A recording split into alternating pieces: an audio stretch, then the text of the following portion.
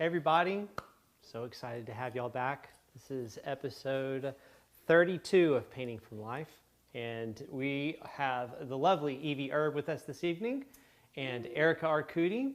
And we have another flower arrangement by Madeline. And we are so excited to be painting from this arrangement again. So it's a whole still life. You can go and find the reference images as well online. We have them. They should have a link below. We took images earlier, so they should be there.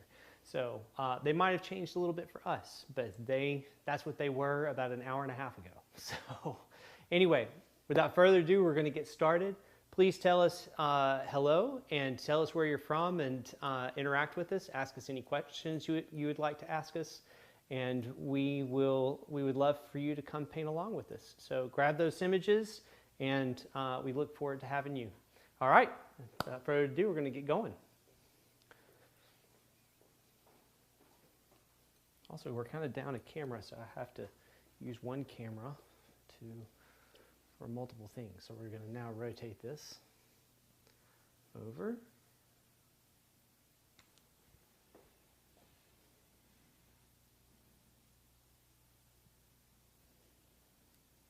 Am I okay? You're good to go. Thank you.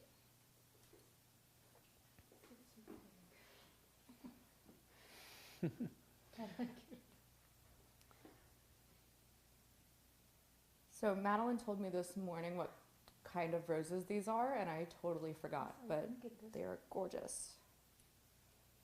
Yeah, do you know, Erica? I want to say they're a type of garden rose, but I don't know the name. Okay, yeah.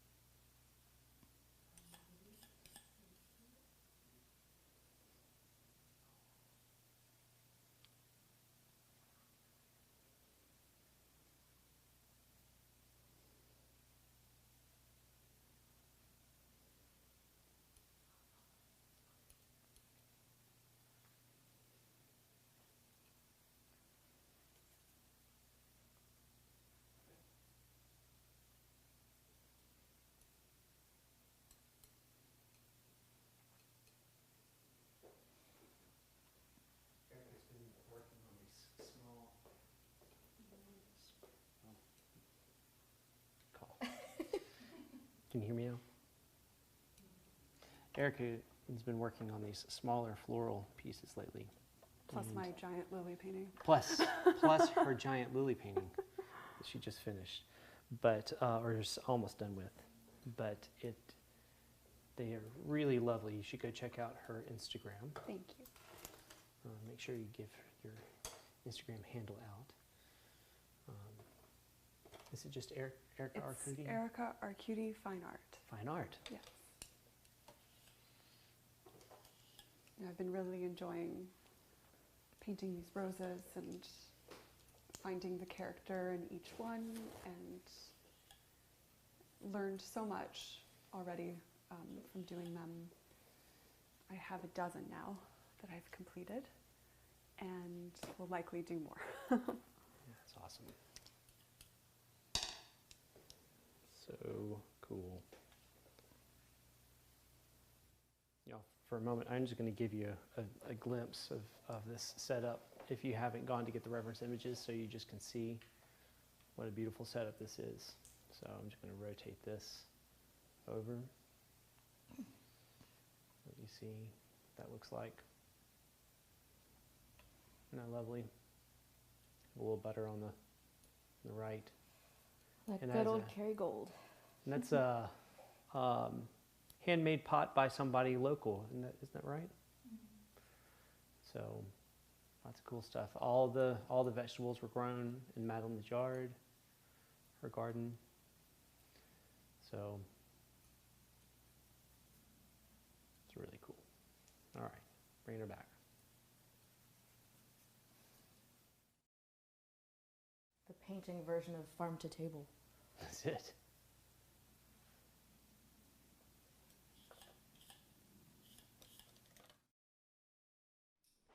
So we have some people in the chat saying hello.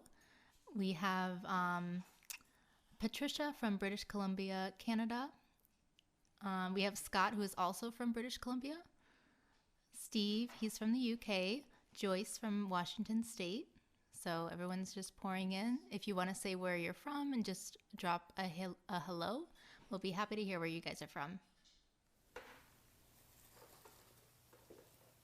It's one of my favorite parts from participating in these is getting to connect with people from all over and the community and being able to come together over this, kind of regardless of your location. I think it's really cool. I totally agree. The wonders of technology. It's awesome.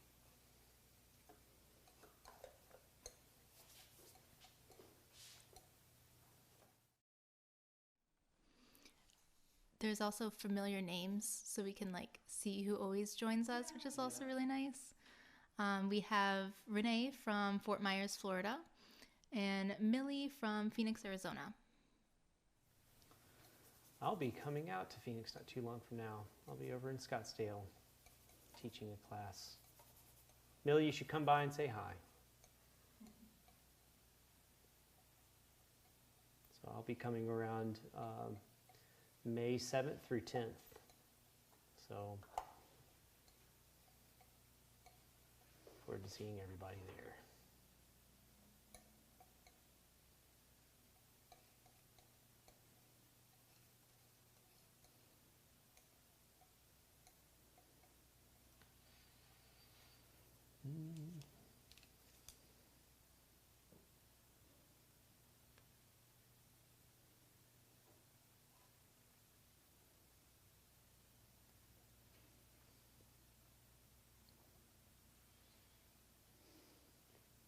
Lewis, it's been a while since you've painted with us. Well, Yes. a little Yeah, bit. it has. A little bit, yeah. Yeah, I don't think I've painted the last couple of Painting from Life times. The last one was the Still Life, Still I think. life, Yeah. yes. So Are you excited to paint again? I am. Actually, I'm very excited. These beautiful roses, you know, I was saying earlier, they have this like phantom look to them. You know, don't expect a phantom painting, people. Just saying, they just. Yeah, I don't think those took nice. 3 hours. Yeah, maybe right. maybe they did. I Maybe don't know. they- yeah, maybe he maybe was they just did. that good. But Don't make me cry though. You know?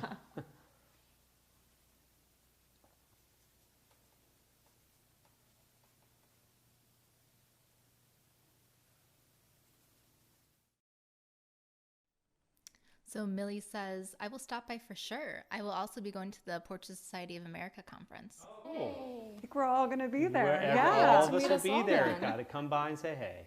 That's awesome. Yeah, I'm actually having to. I'll be doing back to back. I got to take a red eye to Portrait Society right after that, and well, not too excited about the red eye. Excited about being a part of, you know, the paint off and doing all of those things, but yeah, it's gonna be brutal.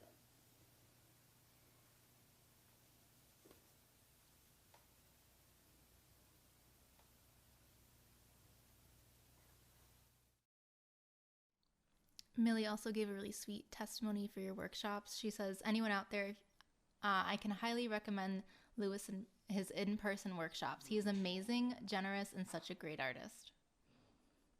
Here, here. Good in her own right.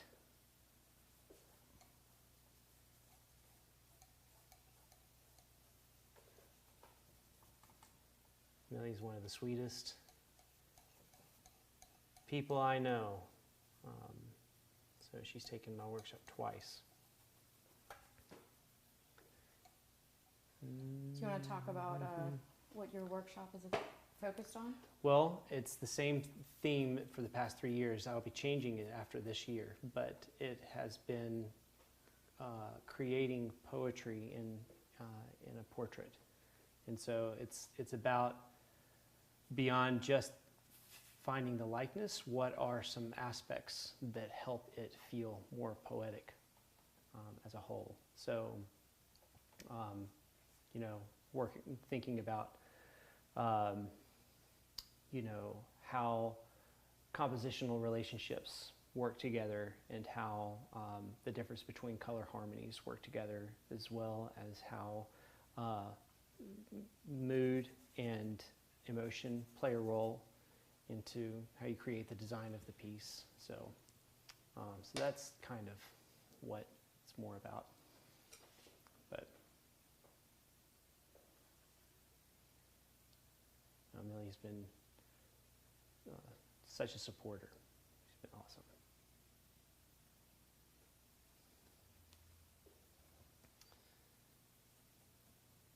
And she has really been pushing hard in her art career as like main vision for her life lately. It's a big step, you know, big leap of faith to jump out there.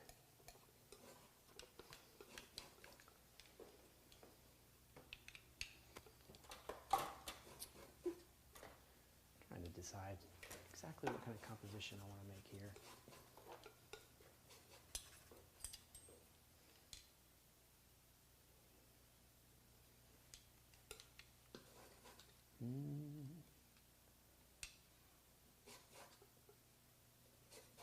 I always have to be careful about humming, because I know that's what that giggle is with Tina in the background there. She is that I'll start humming and then realize that in doing so, get myself in trouble. Everybody will know what I'm singing. It's nice to have some background music.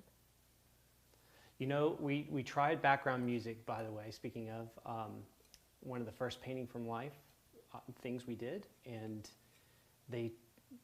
YouTube took it off because it was you know, licensed music, and you know, it's like some classical music or something. So we need to get ourselves some unlicensed music, or something that we've paid for that we can play and figure out how to make that happen. Well, I happen to know some musicians living. Yeah, it is true. Yeah, we could have some Tan and Sober playing in the background. That'd be pretty cool. Can you be live? Oh, yeah, that would be kind of awesome. Anybody want to play some live guitar? We can be serenaded as we paint. That might help the stress. Yes, exactly. The adrenaline from.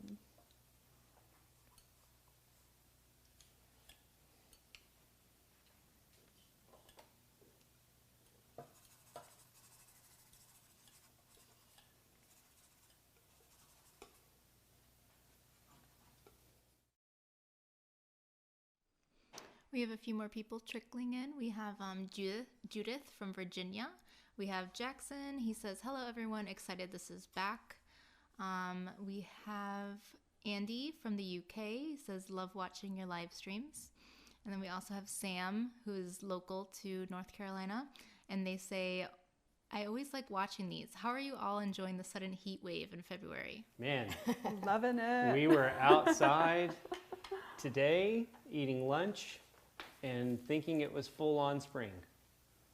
We were saying, I can't remember, I don't know if I can ever remember this warm of a February day in the past. So even the trees think so. Yeah, all the flowers outside are popping up super early.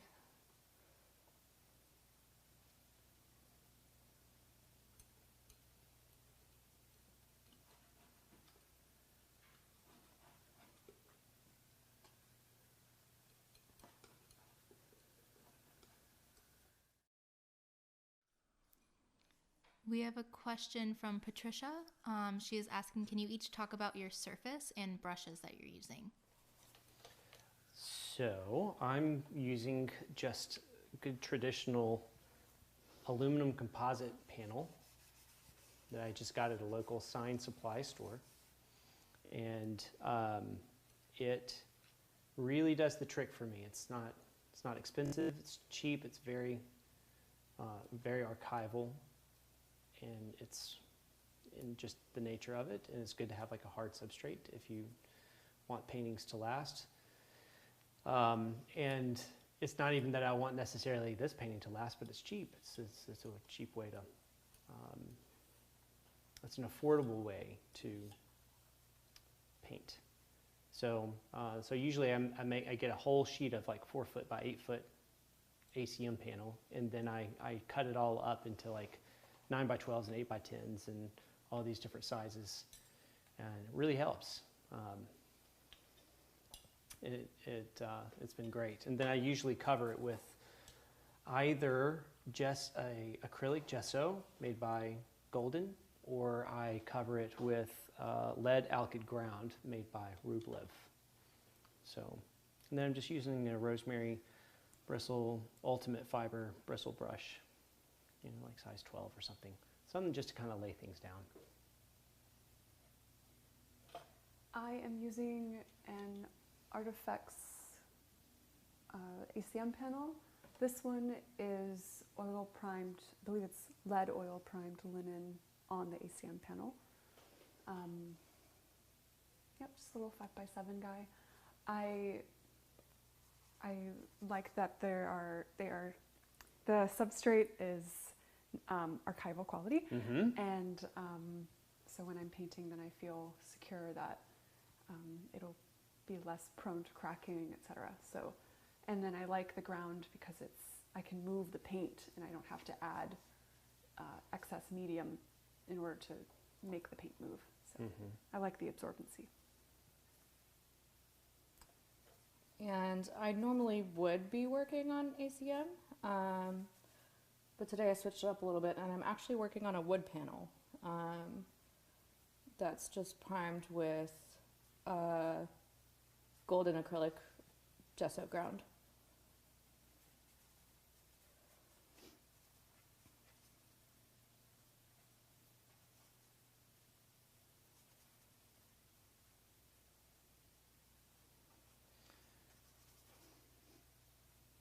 Such a love-hate relationship with painting flowers. How dare you? No, I'm kidding. I agree. They are so much fun, though. The frustration comes from not the flowers themselves, but wanting to evoke their beauty and paint them well, and they're so beautiful. And then I inevitably want to compare my work to the nature, and nature always wins. Yep. And so learning to accept my limitations and think of it instead as creating something that represents the flower versus being a carbon copy of the flower, I think is a healthier way of approaching it. I like it.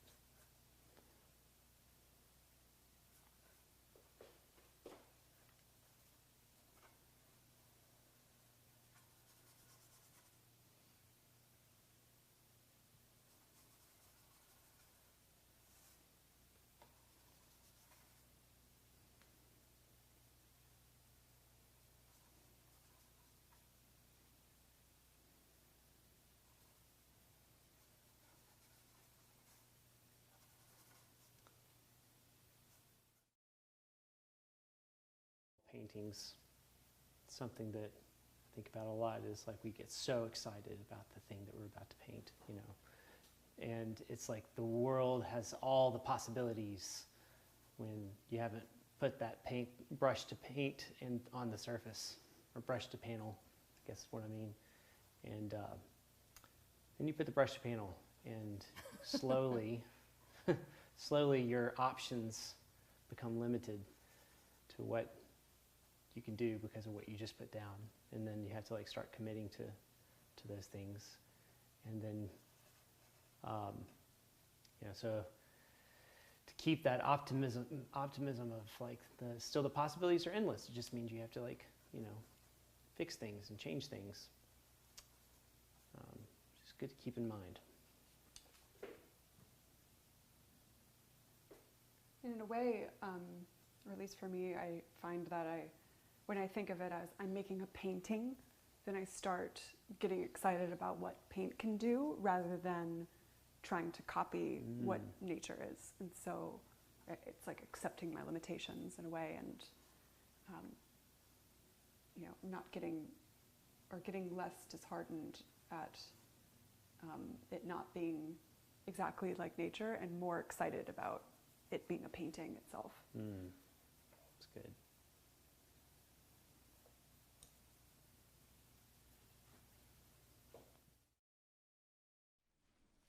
Benjamin Lester says hello from Texas. We have Oscar Montoya from Coconut Creek, Florida. Jose Rivera from Frozen, Michigan. Jose! And then we also have Harriet from New England. And she is asking, what are your thoughts on painting many whites in roses? How do you determine the hue, saturation, and chroma? Thanks. You know, I think that's a fantastic question for Erica. What kind of whites? What did you say? How do you go about painting white flowers? Ah. How do you determine the hue, saturation, chroma when they're white? Yes, that is the challenge. I'm currently painting white lilies, and I'm experiencing that frustration of painting something white, knowing that the local color is white, but your palette obviously is not going to be made up of just white. So the best thing I can think of is thinking, just like when painting the whites of the eyes or something, it's always not white. You know, you're always going to have something else in your mixture. So when deciding hue and chroma and everything like that, I think two influences you can think of. One is your environment. So for example, here we have a blue background, so it will influence the certain midtones or edges or transitions in your flower because of those planes reflecting with the background. So that can help you figure out what to mix a little bit into your white. And then there's going to be a subtle play of warm and cool. Warm where planes are turning towards the light, cool as they turn away, and then there'll be hints of interesting chromatic changes that happen, for example, in the middle of the flower where you'll find perhaps it tints a little bit more yellow or a little bit more pink or something where you're getting some light bouncing around and it's a little bit warmer. It ends up being a play of like understanding the physics of light and where to put, these different things, and then understanding the bigger light context. And long story short, you're going to have a lot of neutrals that tint one direction or the other when it comes to white. So being light-handed with adding chroma can help that sense of unity come in. So I hope on the fly that Yes. is helpful. That was awesome.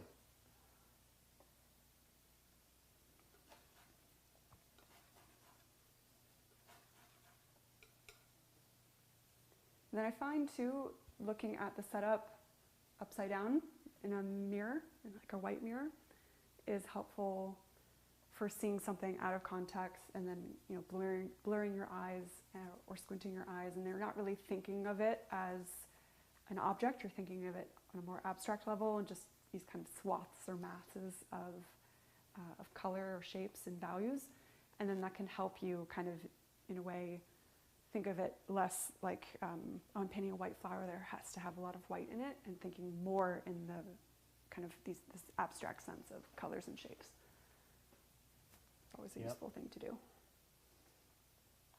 That's kind of what I'm trying to push for right now, is just kind of just, I love how Shane Neal said at one time, kind of setting up the putt, just thinking about where things are going to be placed and composition of it all, and thinking about those value changes and shifts and how they relate from the foreground to the background,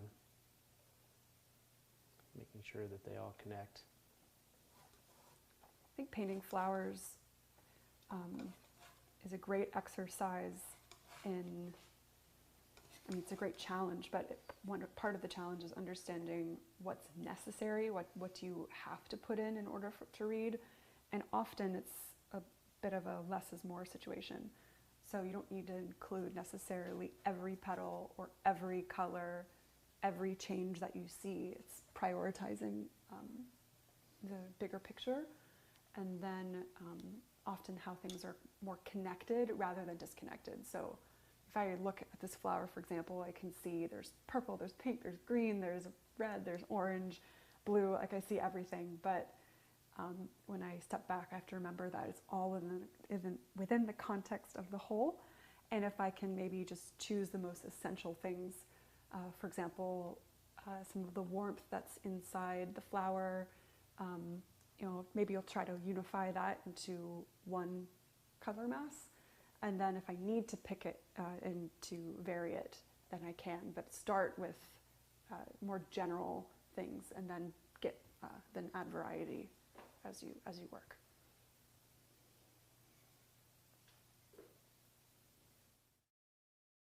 Very easy to get excited by seeing all the different variety in the flowers, and wanting to paint every vein and color change and interesting thing that's there. But I've kind of made it a bit of a rule of thumb, speaking of trying to, like, whatever I'm excited about painting, to not paint that thing and work on the other thing. Because I find that whatever seems like the really fun thing to paint, you want to have the best opportunity to succeed at it. And what I have found is gaining the context around that support it before you actually work on the main thing that sounds exciting to paint actually helps you in the long run paint the main subject better. And I often find that fun, beautiful thing is often more subtle than I want to do. So, for example, I was painting a rose and it had this beautiful, like, violet inside.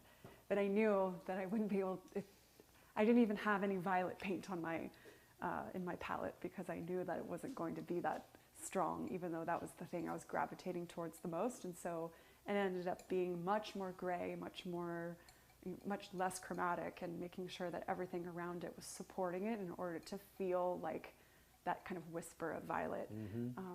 And so, kind of like you're saying, not getting ahead of yourself and like, oh, this is exciting, I love the color, I'm going to put violet down. Like, maybe hold back a bit first. Work with what's around it, see how much color you actually need in order for it to read.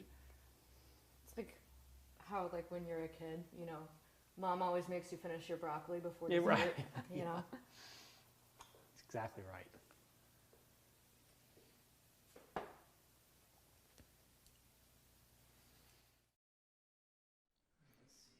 Well, Harriet says that was brilliantly explained. Thank you.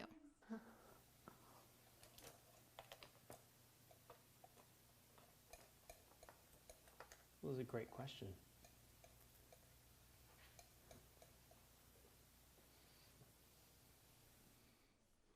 We also have a question from Adrian. She says, hi from the Philippines. Are you still planning on releasing a drawing fundamentals course on Atelier Live? Yes, I am.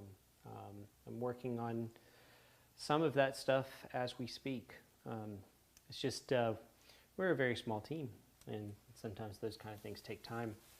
But I absolutely am planning on releasing a fundamentals, not only on drawing, but painting. And we're also going to go through some of what the greats have said in the past as well. So I'm working on a whole series of those things. So yeah, stay tuned. I'm thinking in maybe about 4 or 5 months I'll have the beginning of the course started.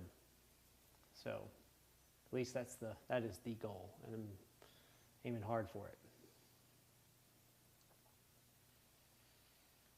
It's always good to sometimes also think about, like, what's the brightest spot that you're working on, or that on your piece. What's the most important area to have the brightest bright?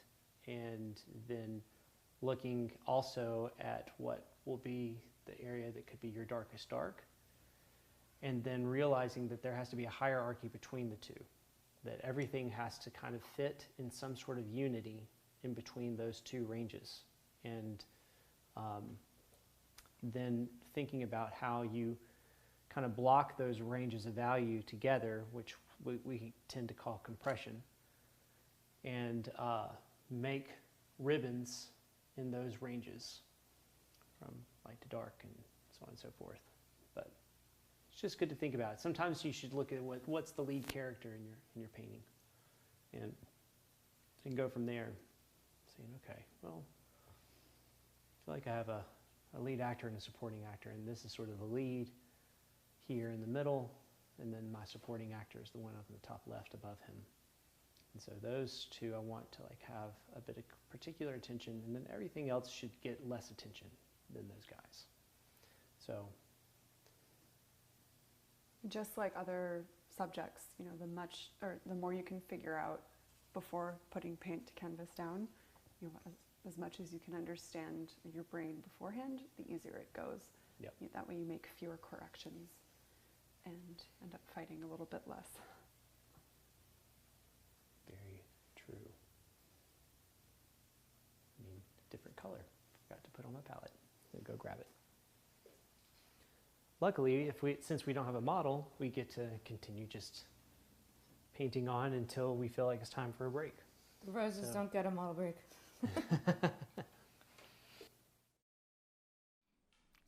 You guys actually stole Benjamin's joke. He had made that joke earlier, but I didn't get a chance to say it yet, so...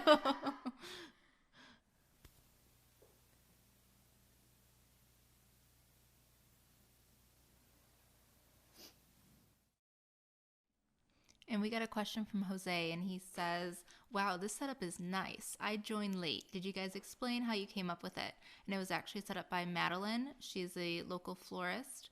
I believe she is tagged in the post on East Oak's Instagram. So if you want to see her floral work, it's going to be on there.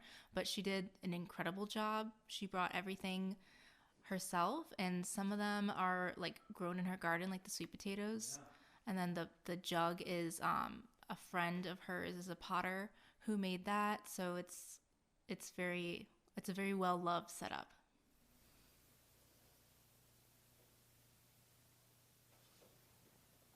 Yeah, she did it all herself today, which was so sweet of her.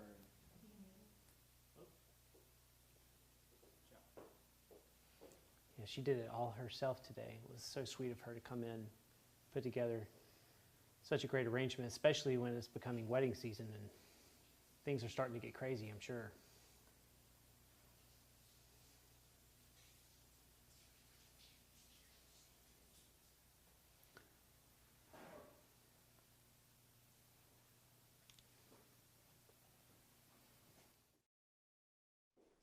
We have another question from Millie. So this is a follow-up for the Drawing Fundamentals course. She's wondering, well, she says, I can't wait for the fundamentals. They are the foundation of everything. Is that going to be a separate membership, or is it going to be included in the membership? Oh, it's all included.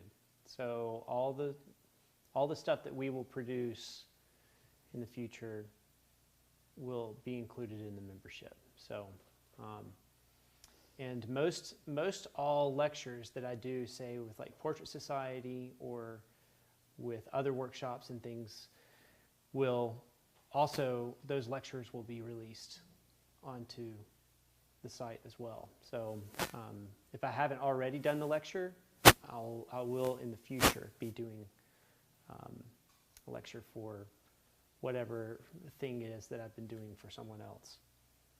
So that's just part of the perks of being in the East Oaks community subscription.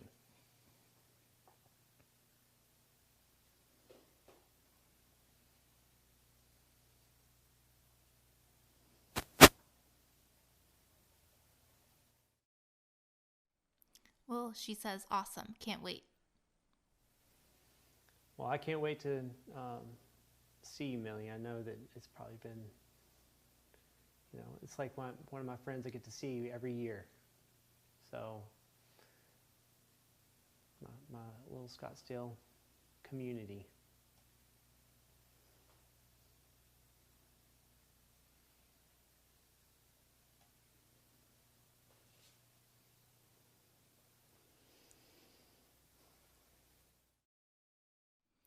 Adrian also says, and she's the one that asked originally about the drawing fundamentals.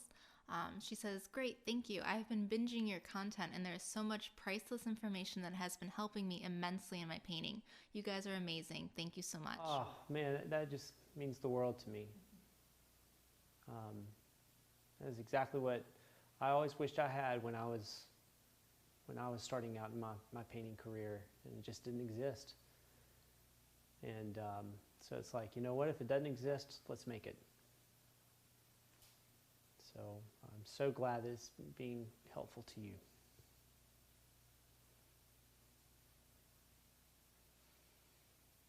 We have some fun things coming up that I'm really, really excited about. We're doing some lecture series, and we'll be having a few more guest artists that we're working on right now.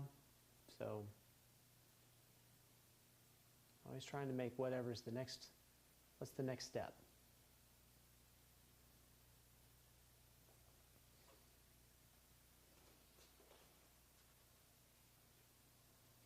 Sometimes I like to try to get, especially for like Alla prima paintings, so many different approaches and so many wonderful approaches. Sometimes I like to get the general value down of what I want those flowers to be, and then work into them. There's so many edges. What I tend to have a problem with is sometimes just kind of skirting by all the edges versus like painting into them and using them to my advantage. And so what I've found sometimes, especially for Alla prima painting, is that it helps me to go ahead and put down some things and then kind of draw into it. And it also forces me to use more paint, which I also have a tendency to be more of a thin painter. And so it helps my disadvantages.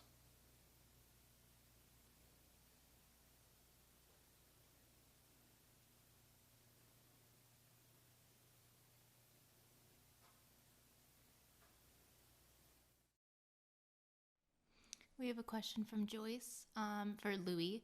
Have you posted the demo that you did for the Portrait Society yet? If so, which tab is it located at?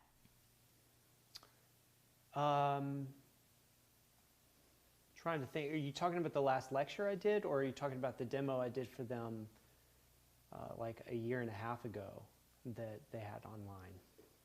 If it's the demo that I did like sort of during the later part of COVID, then it should be on there. And if it's not, I most certainly need to get it on there.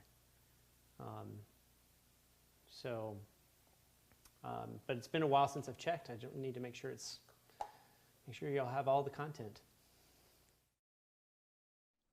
I'm going to go on the Atelier website and see if I can find it. I'll post the link in the live chat.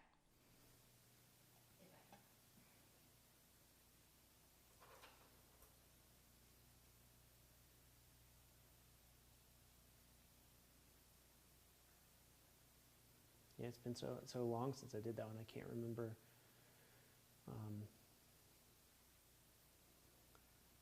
Can't remember uploading it or not. I feel like I did.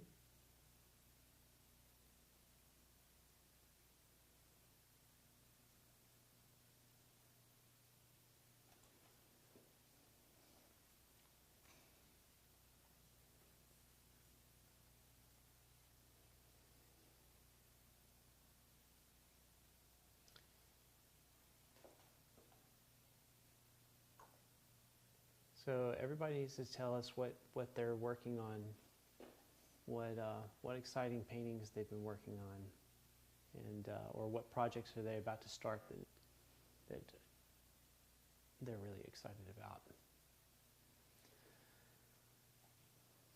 I just recently finished one of the hardest paintings I've ever done, and I haven't posted it yet, but I'll be posting it soon. I have a few tweaks and things that I want to do on it.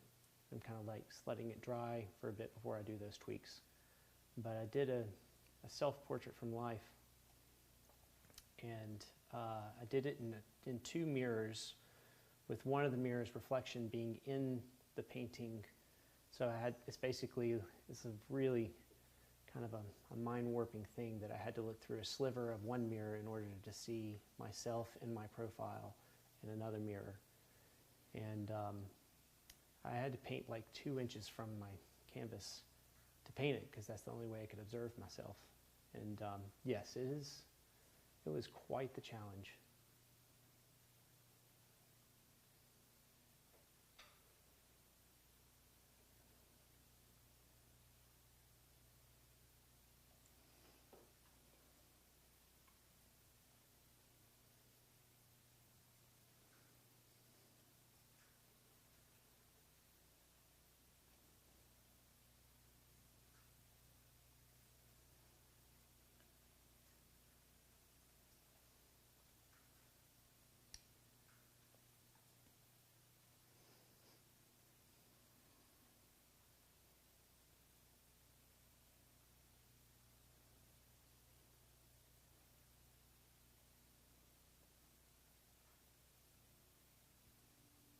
I love these like little dark centers these roses have.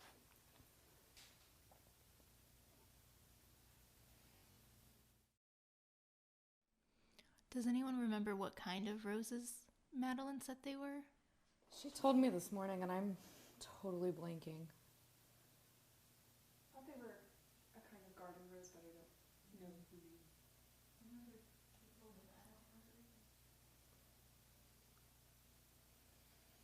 East Oaks is going to put a memory class on our website to add to the group, so that we can all, we're all going to take that class, because I never remember anything. I think in general that would be fun to do. Let's just take a memory course. Everybody always talks about the memory palace. Like, I need to experience this palace.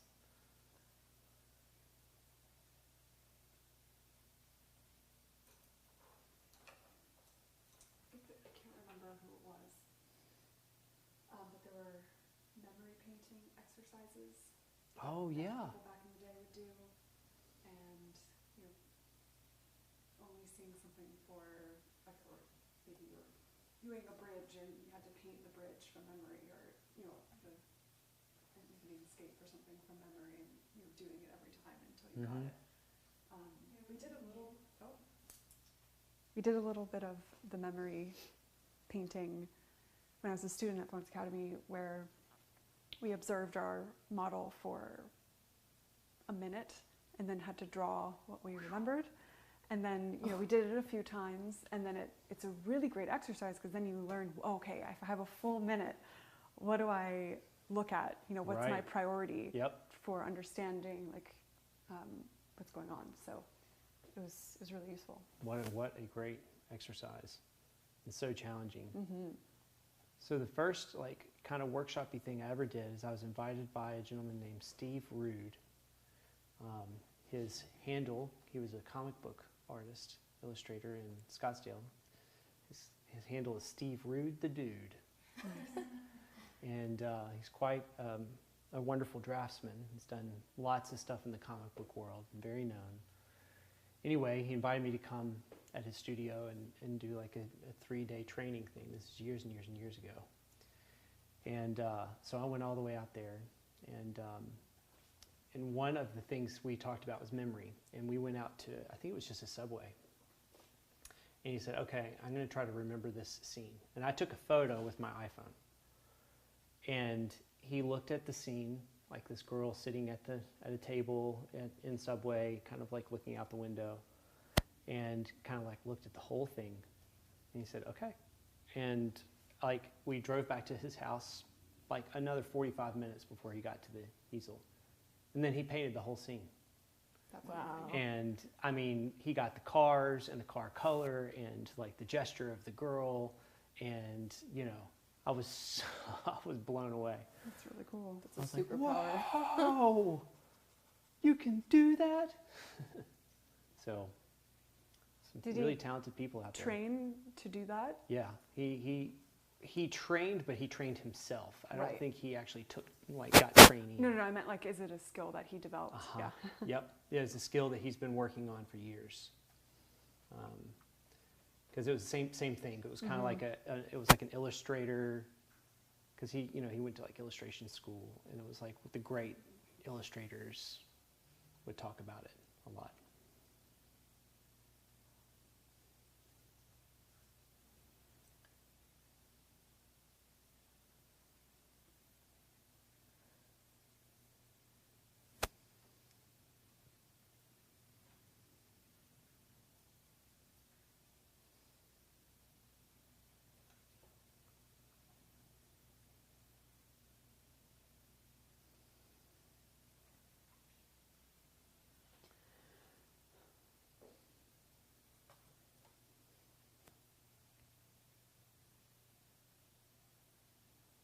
You know, the funny thing is one of the things I do love about white is that it just has, it's one of those colors that has a lot of color if you can find it and think about it in sort of a warm, cool way. Because most of the time, like when you're painting a certain color, you're having to stay in the context of that color and just go kind of warm and cool within that color. But white, you can actually shift hues where the warm actually is in a warm hue, and the cool is actually more in a certain cool hue. So you're actually painting sort of the breach between, like you can go to orange and blue and yellow. If you know where to do it and know to put the complement in the other direction, it can feel neutral or white.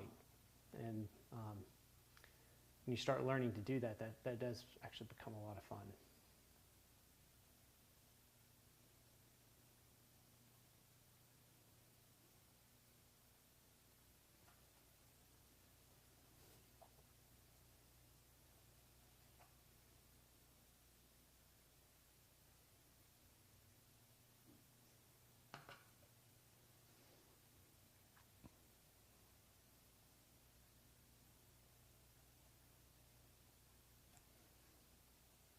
Let's see.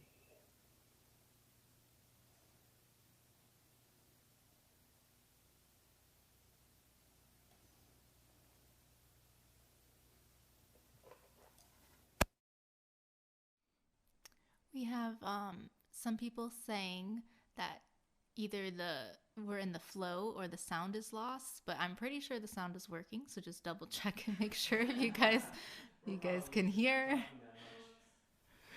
Yeah, I feel like I'm being kind of quiet just because I'm realizing that, maybe painting everything was not the move, but, that's all right. We're going to make it work. Got this, Evie. Don't I always? Always got something.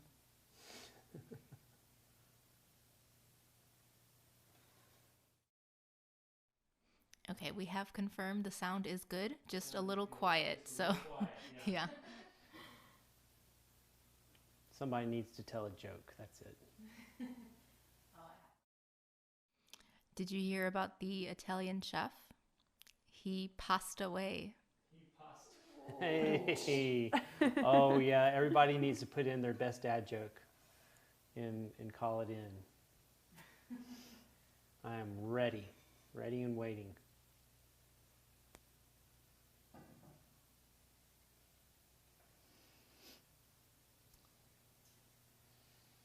My friend told me an exceptionally cringy joke a few weeks ago. It was,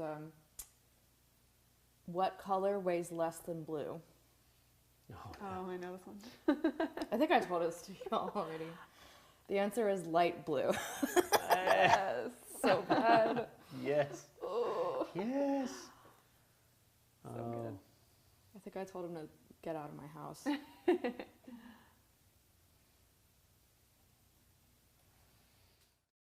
It's kind of like those jokes are funny when you're like 8 to 10, and then when you turn 40 and up. So like right now I'm like, oh, that's so great. Like, oh man, showing my age.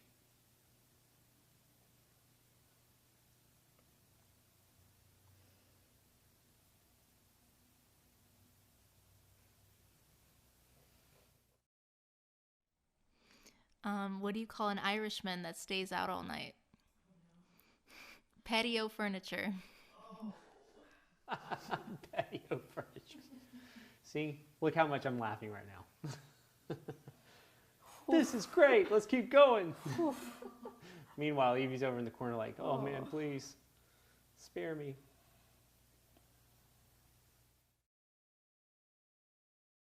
I'm sorry, Evie, but we have another one from Jackson.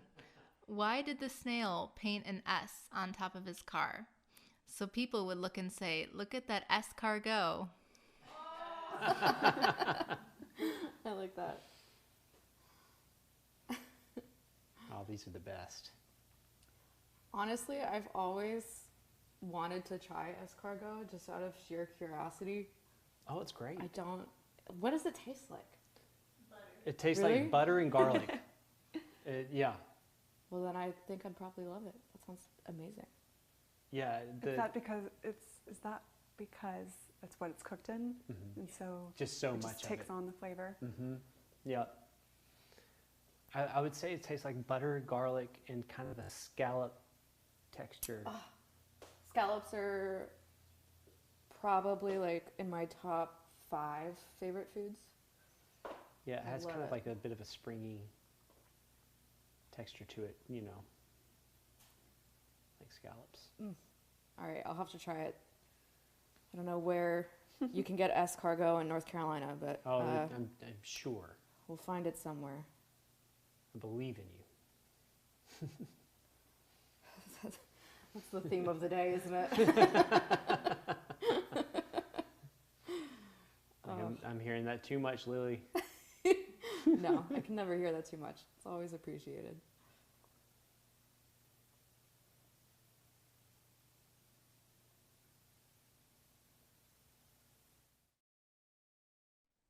Millie is loving the jokes. She says, LOL, great jokes, with 4 laughing emojis. So we have someone who is loving it. And then Renee, I think in regard to the escargot, says, yummy.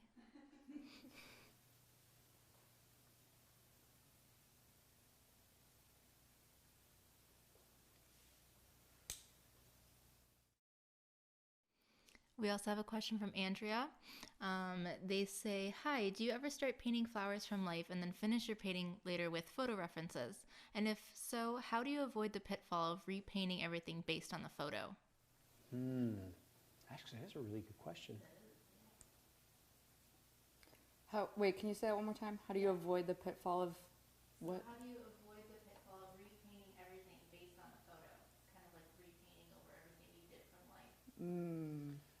I think part of it comes from when you're painting,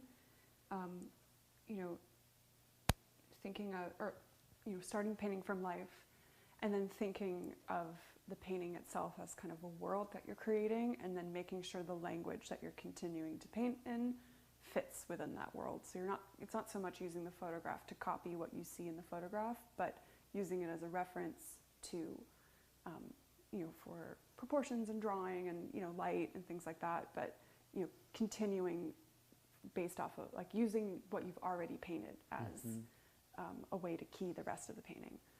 I think it's important too that sometimes when you're making decisions to let them be as they were and not change them, especially if you're finishing something. Or also even like, it's probably a good idea to maybe like even just take notes while you still have the setup in front of you in life, and make notes about like what are some of the finer details that your eye sees that you want to make sure that you preserve while using your photo reference.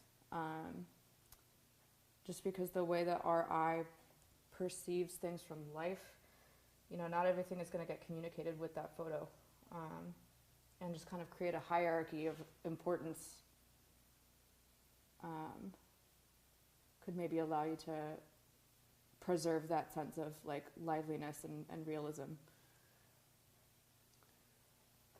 Another thing is take notes with the painting itself, meaning that like make your color harmony and make sure your color harmony is solid. Don't worry about getting every petal in. But if you can get the value range right and you get the color range right, and then you can use a photo reference for edges and on like positioning of a petal or something, but making sure that, you know, maybe change the image to black and white so you're not fooled or tempted to repaint the whole thing like that, but use it only for like making sure that your edges are where you wanted them and that the proportion is right and that kind of thing. So often that's how I use reference images is to like just finish out the edges on something, but I rarely use it for color harmony.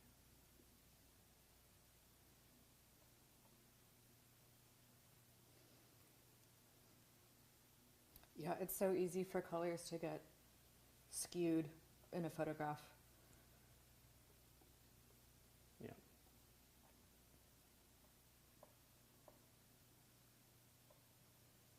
I say photograph like, what, like we're in the 1920s. I like it. Ugh,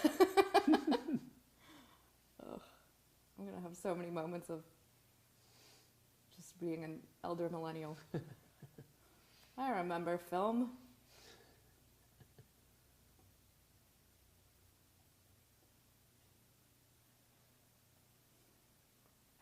Saying elder millennial as if it's a bad thing. Right, exactly. My mom was saying something about like going with my great aunt to go shopping for a new home for her and in a new area, and she was like, "Yeah, we want somebody that's, you know, been around a bit and, you know, not one of these millennials or something." And I was like, "Do you know how old millennials are now, Mom?" And she's like, "Oh, I don't know, you know, like 20s, early 20s." I was like, "Well, I'm considered a millennial." And I was like, so it's kind of funny because like, you know, technically my grandmother at my age was a grandmother. So I was like, but I totally get it, because you do want somebody that's probably around y'all's age to help you, and that would make you feel comfortable. But, you know, thought you might want to know how old millennials are these days. But The times they change. yep.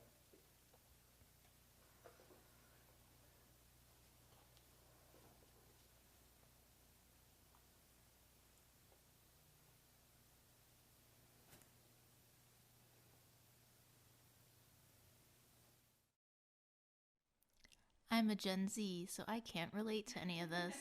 We should actually ask, what is everyone's generation title? Kind of see who's watching, you know?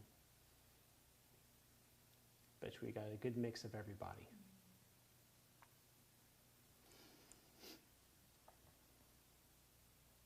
Painting is ageless. That's right. Like the way you think.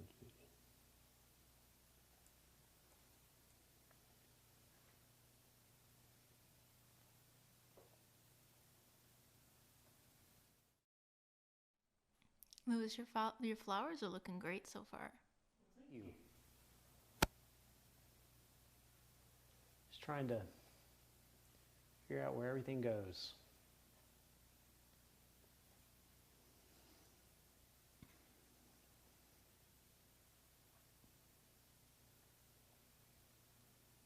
It is kind of a little more of a silent evening. Where's that background music, Louis? Yeah, no kidding. I can just start humming for everybody. Old Man River. No, I won't put people through such torture. I always tell the story that I got kicked out of the painting department, like for good, because I was whistling and humming while painting. Blasphemy. I'm telling you. One of the best things that ever happened to me, though, is I went into sculpture as my degree, and it was taught by a classical teacher who was more into sculpting the figure and learned anatomy and learned how to think about things three-dimensionally. So, and then, you know, silver linings. Always something to be happy about.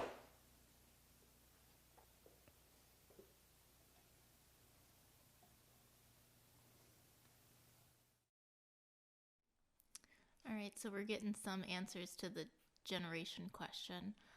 We have Stacy, she's a Gen X, and Sam is a fellow Gen Z. Gail is, well, she says hi from Oregon, and she's a Gen X and proud of it. We have Renee, who says boomer and proud. Nyla, who says Gen X here. And then Jose says, my kids are millennials. So, and then Adrian is a millennial. So we got a good mix.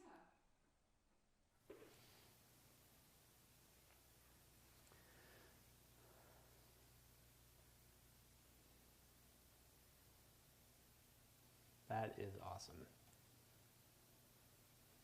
We need to declare the next generation's title. I'm just going to start thinking about what that's going to be. Start going to Greek letters. Generation Beta. I think it actually is alpha. Oh, What? This one is Is it? Alpha, yeah. Are you serious? Yeah. Whoa. No. Yeah. Weird. That was weird.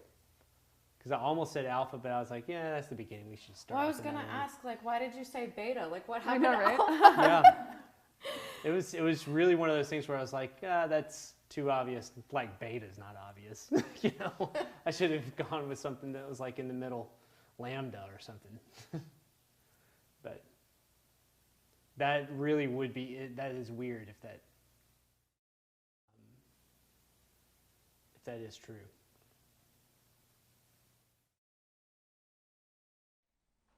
The children of millennials presently? Yes. Generation Alpha? So Gen Alpha is the generation following Gen Z and currently includes all children born in or after 2010. Wow. Oh Good man, that makes me grief. feel old. That must have been something subconscious that I'd heard somewhere. Like, Or you're just a genius.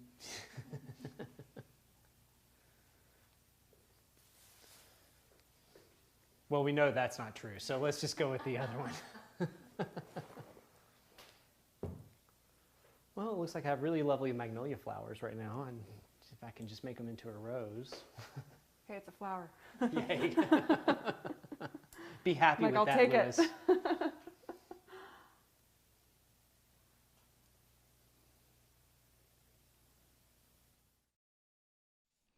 We have a question from Sam. They say, do you ever paint over paintings that don't work out? Do you think that would affect the layers or drying over time? So the reason I'm painting on wood right now is actually because the only other ACM panel that I had that was prepped was a panel that I had painted on previously and I'm going to paint over. And Tina gave me the lovely, lovely sage advice. Don't put gesso over oil. Hey, it is good sage advice. So long story short, it does affect the absorbency. Yes.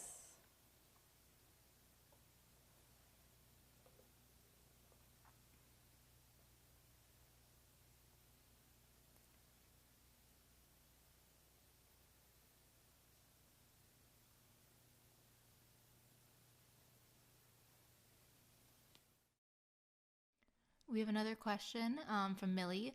She's asking, what is your opinion about mediums, oleogel, Velasquez, etc.? Are you also still using the lead alkyd ground to prep your ACM panels? I would first ask, what is your stage in painting, as far as like how long and like what you already know in controlling your paint color, hue, value, chroma. And if you are at a level that, you know, where it could help benefit your painting more to have different textures and mediums, that's when I would say, yeah, get excited about it, go and try it. But don't do it if it's a shiny object syndrome, because it's not going to fix your painting, and it's not going to make your painting any prettier or better if you don't understand value in drawing. You know, if you don't know those two things, you need to learn those two things first, and then go to it, because it's just not going to help otherwise. But I do, and have for the past probably 5 years, been experimenting with different medium like that, and have really enjoyed using everything from Venetian, Velasquez, and also just calcium carbonate, and adding it into the paint and to create different effects and textures. So they are fun to play around with, but it'd be like juggling and riding a unicycle and like learning all of it at once. You know, instead, you might want to learn to juggle first, and then learn to ride a unicycle, and then put them together.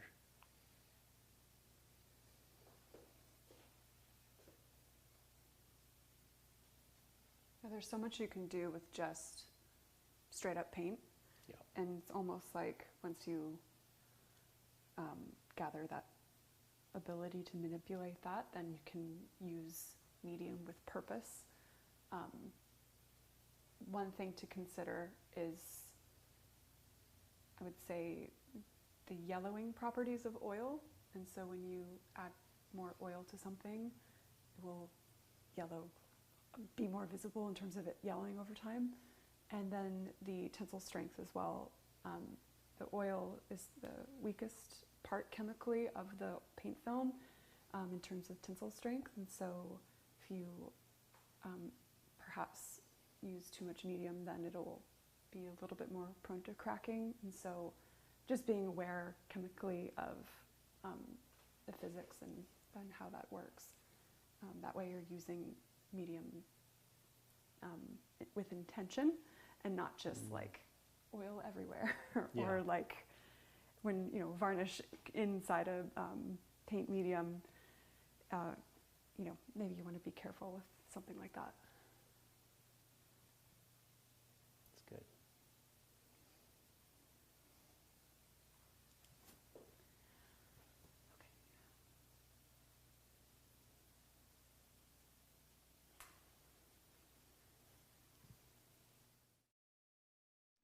We have a comment from Jay Figurelli, which is my mom. She says, hi from Chi-Town, and she's looking forward to seeing Rosie and all the other pets in a portrait. Oh, Yay. we need to have Rosie on camera soon. Yeah. Everybody will benefit to have seeing Rosie on camera.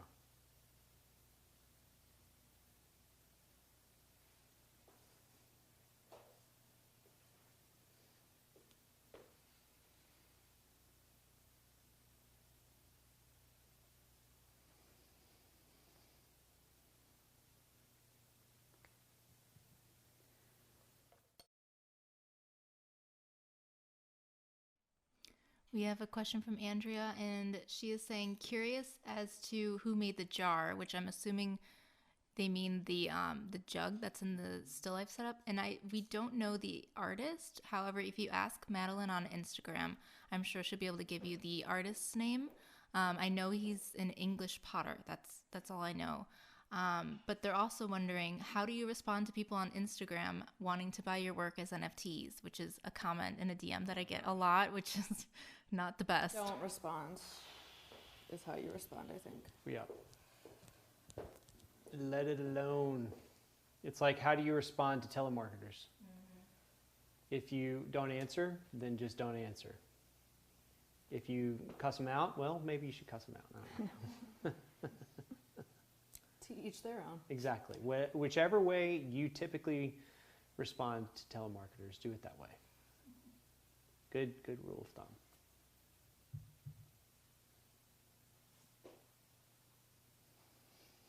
I always assume those messages are scams, right? Yeah. Yeah. Oh, yeah.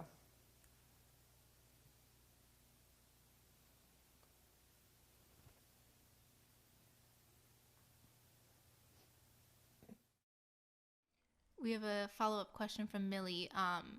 The ACM panels, do you still use the lead alkyd ground to prime them? Sorry, yes, I do. But I always have backup golden acrylic gesso on hand in case I run out.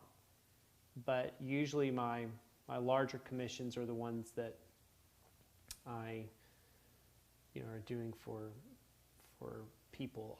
I typically do lead alkyd ground, and then often panels like this that I'm using for like more study type stuff, I'll use the gesso.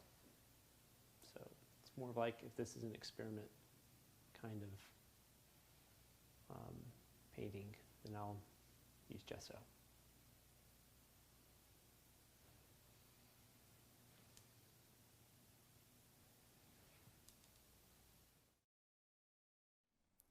Gail says, I'm behind. What kind of dog is Rosie? Rosie is a mixed rescue dog that my wife and I bought. We rescued her. We did not buy her. Although people buy dogs. It's an uncommon thing. But she is, I've had 6 dogs in my life, and she is by far the sweetest dog I've ever had. And she is the East Oak Studio mascot, and also the therapy dog for whenever we are very frustrated with our paintings. But she is the sweetest thing, and she's got the prettiest curious eyes, and it's one of those kind of situations where as soon as you see her, you want to do nothing but give her treats and pet her. And she keeps all of us sane here.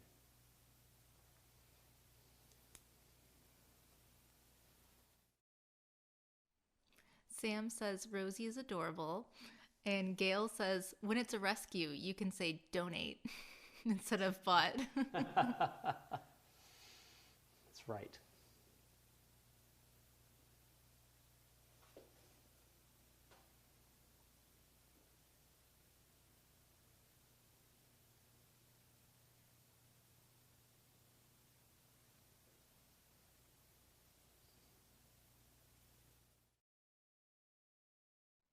And Rosie has taken a liking to my carpet that's by my studio. And she knows I'm a sucker, so she'll just have to sit there for like 2 seconds, just look at me, and I will pet her and maybe give her a treat. So she's adorable. Yeah. She's the best thing East Oak has going for it, for sure.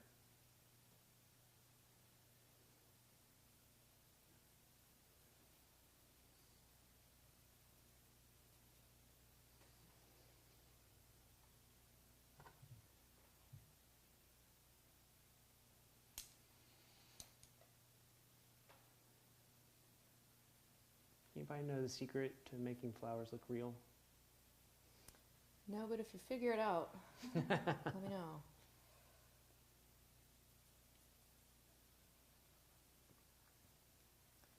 I've been steadily avoiding my flowers.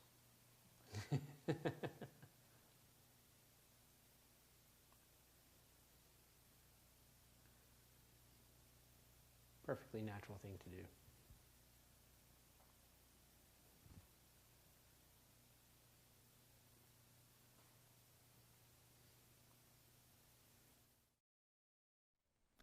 Sam asks, on the topic of Rosie, do you think Rosie could be a painting from life model? Oh man, I'm definitely going to paint her. That would be a real challenge unless we can get her to maybe if I give her something that makes her sleep really well, like some really good food, maybe some good turkey. Doggy treats. Yeah, CBD doggy treats or something. Get her some calming doggy treats. I don't think we should drug her for painting from life. Yes. we might get not the some most ethical. Yeah, we might get some frustrated Did you calls. rescue her? Yeah, right. What did you rescue her from?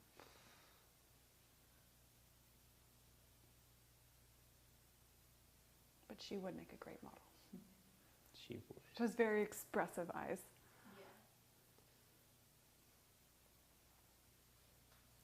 So Erica also has a really sweet dog named Enzo. And we are so excited because eventually we're going to have a play date between the two of them.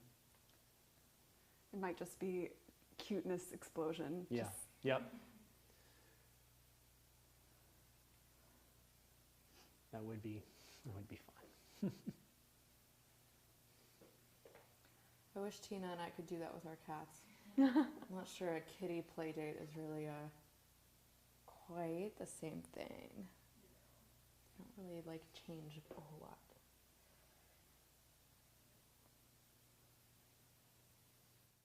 Although my twin brother has a cat that thinks he's a dog, and my brother goes and like walks him on a leash. It's cute. It's pretty fun. I mean, it's not like he doesn't have like a quick pace like a dog would, you know, so you have to be kind of patient. But yeah, it's pretty cute.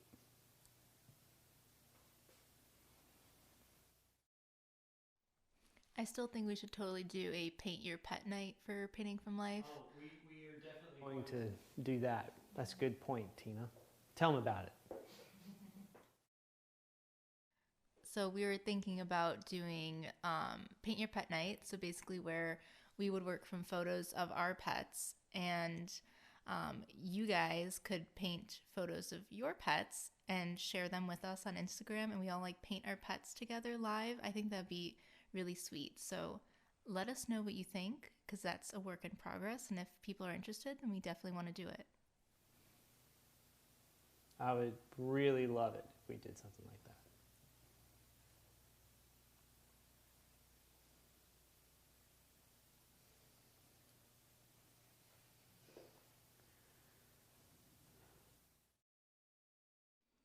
So we have Rosa, who just joined us from Canada, but I'm in Florence, Italy, studying art. Lucky. Erica's territory. enjoy.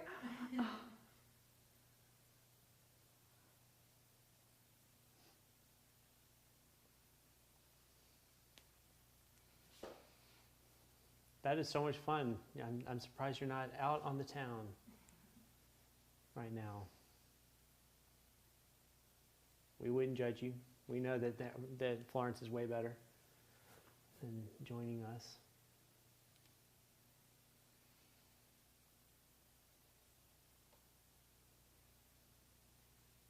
Can't wait till the next Florence experience. We'll have to do East Oaks on the road. Oh my gosh. And go to Florence. So excited. Live stream the whole thing. That would be incredible. Wouldn't that be so much fun?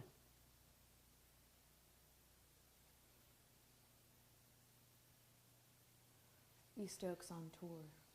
Yes.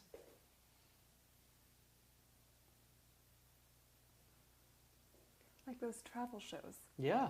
But Yeah. us. It's like Rick Steves, except we're And we can all tell painting. people all of the paintings that we like and beautiful places. Yep. I'm loving this idea. Tell us what you think, audience. Maybe we'll do a Go Fun Day page and Did you raise just some say money. Go Fun Day? Go a GoFundMe day. Where I'm trying to paint and talk at the same time. This thing is hard.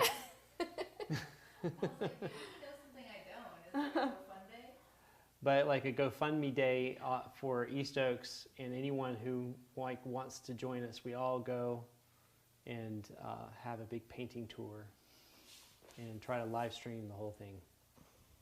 Right, like GoFundMe? What? Yeah. Okay. Am I not saying GoFundMe day? Am I not? I'm confused about the day part. Because Like a day where we do like a funding video. Okay, cool. No, I don't know Yeah, how okay. it works. very much. I need to just shut up. No. Let's start all over. No, I think it comes from me. It was a not bad having a lot idea of anyway. experience I don't even with know. It's an amazing idea.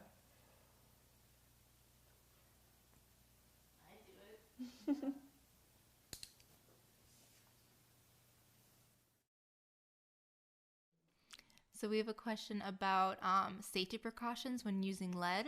So they say, any advice on safety precautions using lead except washing your hands? What about secondary contamination? How to clean surfaces that we touch, like the sink, tables, etc.? Also, do you get tested for lead? Starting with the latter, yes, I get tested for lead. Been tested twice, and my lead levels are fine. But as far as contamination is concerned, I mean, as long as you use, scrub the surfaces that you might have tested that have lead on it, which you can buy a testing kit at like Home Depot. They have them at hardware stores and all sorts of places. So they're not hard to find. You can order them online easily. And but as far as like heavily cleaning and knowing what to do there, I actually don't. So that wouldn't be my expertise. But I don't use gloves as much as I should. And I have been concerned about it. And so when I got tested, I asked them to add lead as one of the tests. And everything came back, relatively fine. So I'm a pretty clean painter, but I do think that there is a concern of like the cross-contamination. Typically, I don't eat unless I've washed my hands pretty well. And if I do, it's typically like a bar, but I'm like holding the wrapper and never like touch the food. It's what I do, but that's not what I'm advising people do.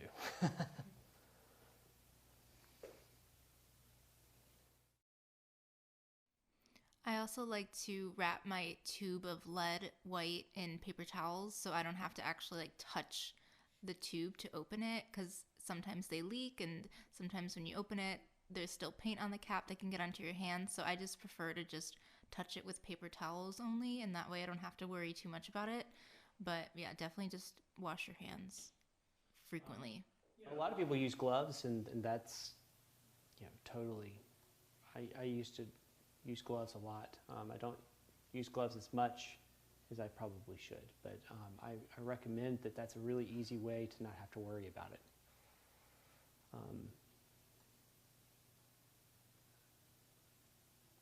I always use gloves when I'm cleaning my brushes. That's good. Always. I have never once worn gloves while painting. Whoops. It's all right. Yeah. Maybe someday. Although I only recently started using lead, so in my defense, There you go. I'm only slightly irresponsible. I need to see this up close.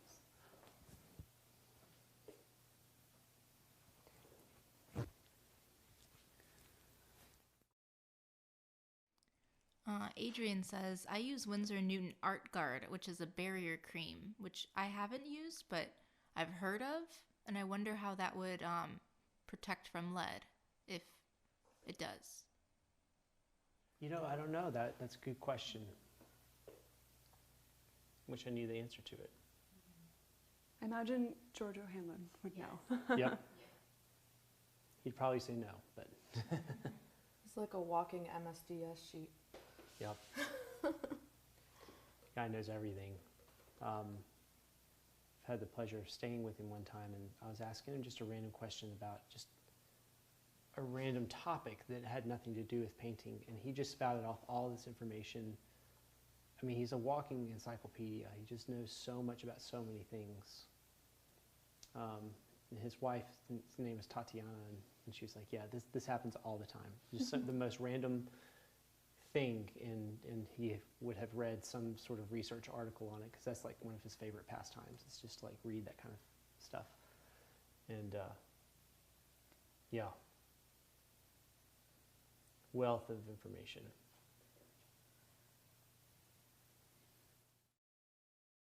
People like that who just have like a natural, like inborn curiosity about everything. Yeah. Like people like that, it's like no matter what you talk about, there's always something to learn from them. It's really cool.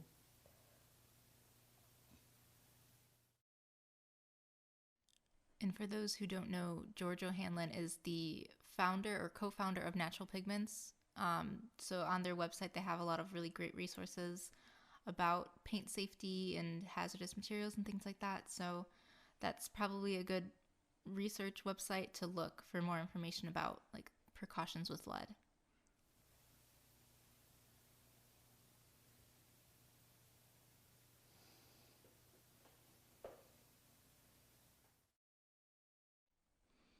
So Gail and Sam are all for the Paint Your Pets night. They say they're very excited for it.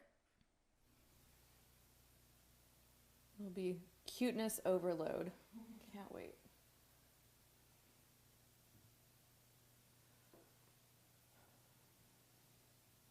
What time are we at? 7:25. Okay, so about halfway? Yeah. Okay. I might take a very quick stretch break Yeah, go for it. for my back because elder millennial.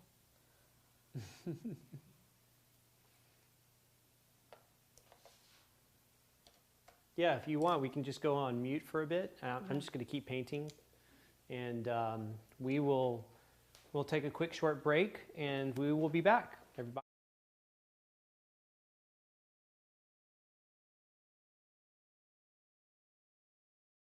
Questions? Let's see. So we have a question from Cookie. They asked, do you avoid paint made with safflower oil? I heard it can cause paintings to ooze years later. I recently just had a paint it contained safflower oil. I don't know about the oozing, but I know it has a weaker tensile strength than linseed oil or walnut oil, and so perhaps you wouldn't want to use it as the medium, meaning the general oil that you're using for all of your painting. But I don't know about the oozing, so I'm not going to comment on that part. Yeah, I'm kind of curious what that means. Is it like it'll seep out of your paint over time? That's what I would think. I mean, I've had that when I was a student and I just used way too much oil. And, you know, if you look at it later, it's like dripping. It's because I just way overdid it and had no clue what I was doing. That's why it's student work and it's okay. Yeah. So. I have totally had a painting do that, so it's, yep. Looking back on it, they've dried on the painting. It's like an old cast painting or something, and it's like the cast, and then the background is just like these oil drips that have solidified. But I didn't know. It's fine. Now I barely use any oil whenever I'm painting. I would say that's probably the biggest change from, you know, being a student and learning how to paint and not really knowing what I was doing, and then gaining more experience now. I'm much more reserved with the quantity of oil that I add to my paint. Yeah. The hardest thing to like stop for me was like oiling out over time and only doing it when absolutely necessary. That was a contributing factor to the quantity of oil. And then we had a black background, and I thought, oh, I need to oil it out in order to see it. And then as you gain experience, you know that the background is that color. You don't need to oil it out in order to see it.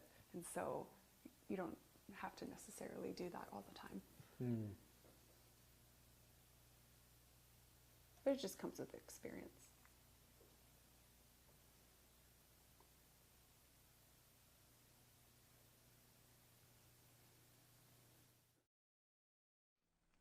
We have a comment from Dalen. They say, George O'Hanlon rules with Z. Anyone who wants to learn oil painting techniques should know his name. Yes.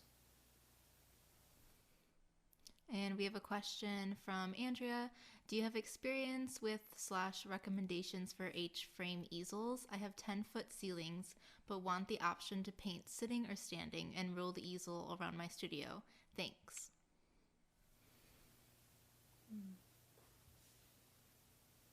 She's asking about what we think about H-frame easels. I think if you have a recommendation. Oh, gotcha. You know, kind of actually don't. Mine's a relatively cheap one. You know, that I got at like Jerry's on sale. So it's one of those things where you can go get like crazy expensive ones, but if it can like easily go up and down for you, you know, I try. The only thing I'd say as a steer away from is sometimes there's twisty knob ones that hold the thing taut, and over time they kind of lose a bit of their power. But aside from that, you know, mine has like little notches on it. Every now and again, it'll drop down one notch and it'll scare the living mess out of you.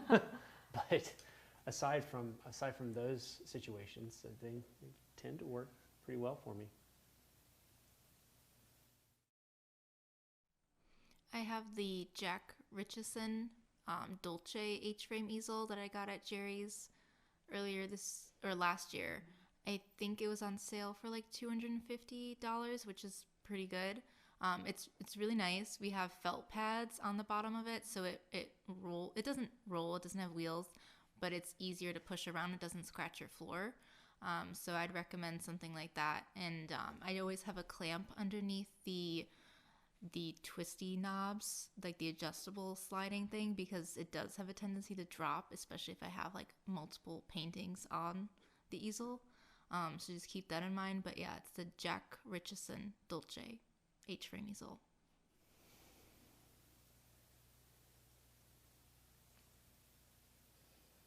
Good recommendation.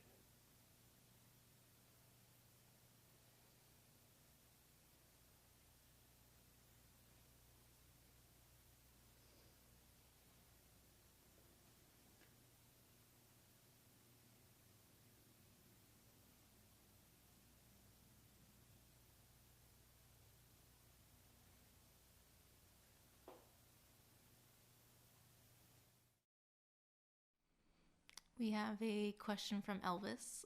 If you had to choose between only good brushes or good canvases, what would you choose? Ooh. I think that'd be pretty easy for me. I would go good canvases. Likewise. A good surface. You know, you can have bad brushes, and if you have a good surface to paint on,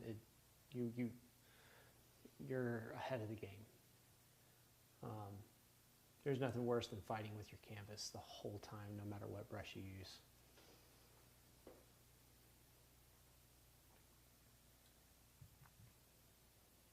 Yeah, I think that's the same answer for all three of us.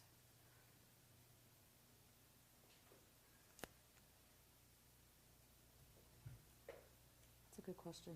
That's a good question. So I think it has, like, there's so much your ground and texture of your canvas or whatever support you're using.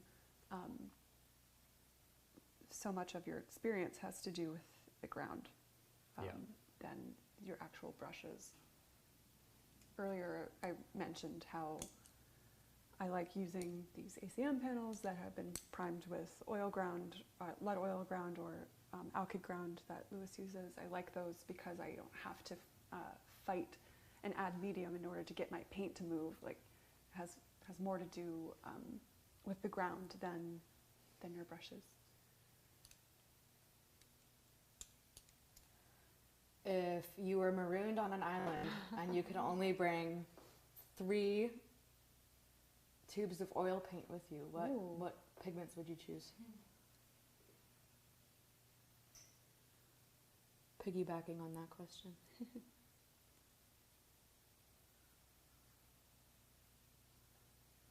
So I'm just thinking, okay, I'm on an island. Yeah.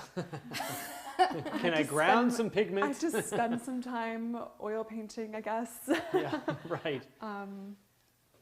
So what neon color looks the farthest from up into a helicopter? You know, like what can be seen when I write help with paint? I'm feeling like if you needed to grind some earth pigments, maybe you could get away with that. So otherwise, your higher saturated pigments, maybe those are the ones you would bring. There you go. So maybe like a cad yellow or Yep, something. exactly. And a good, good. white, but maybe not lead if I don't have good, if I'm on an island and I have limited resources. Mm-hmm. So it's 2, I don't know. Maybe ultramarine. Yeah, you gotta get those seascapes in Yeah, on the yeah. island. Like, what can give me the most versatility while I'm waiting for help?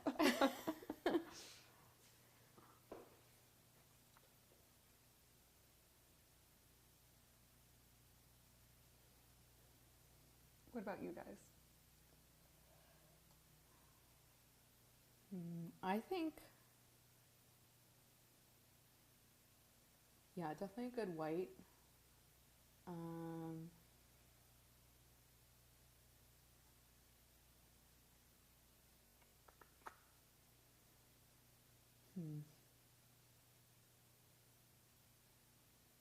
Yeah, honestly, white, ultramarine, and cad are all good choices. That's true.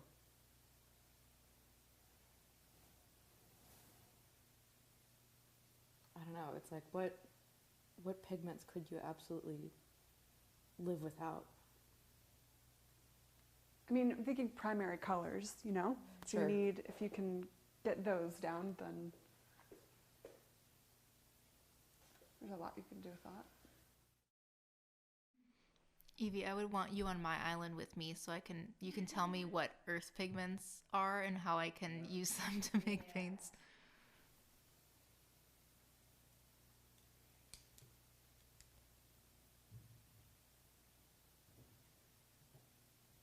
During lockdown in 2020, I started learning how to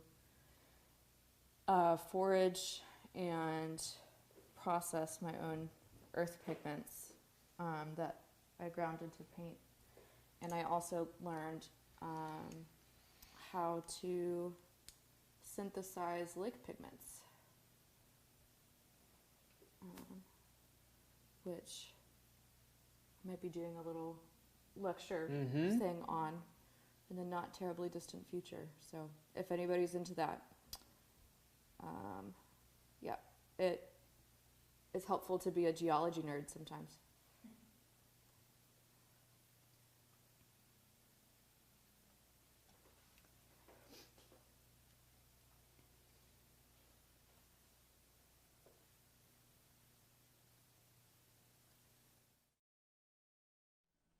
We have a question from Gail. She says, do you all have dedicated painting clothes? Or are you pretty adept at keeping the paint where it belongs? Or aprons? What do you do?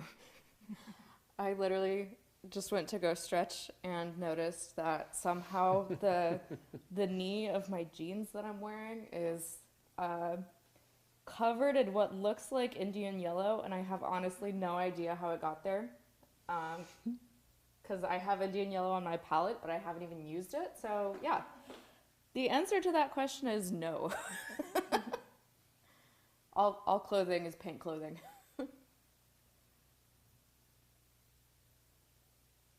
Yeah, likewise. But I do try to reserve maybe my nicest clothing, not for painting. Yeah. Yeah, I was gonna say like Knowing Erica in the like nice white collared shirt.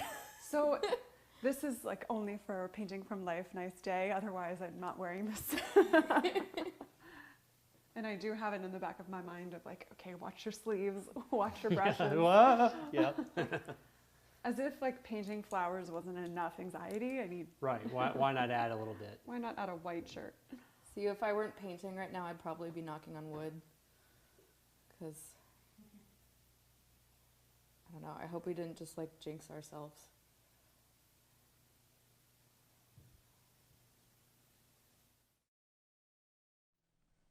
Louis, can you show your brush claw that you got going on right now? Because you got quite a bit of brushes in your hand that are just like... I've got my sort of brush Wolverine going on here. It's funny because I then get really annoyed by it, and then I end up like situating them all to the center like this so that I can hold them like this. So And that actually helps a lot more.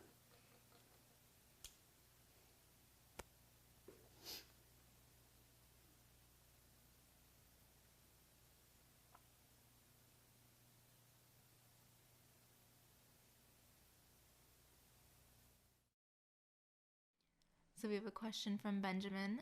He asks, any tips for packaging paintings to be shipped? I use the FedEx art boxes, but I'd really rather prefer dental surgery over dealing with them. LOL. That puts things into perspective.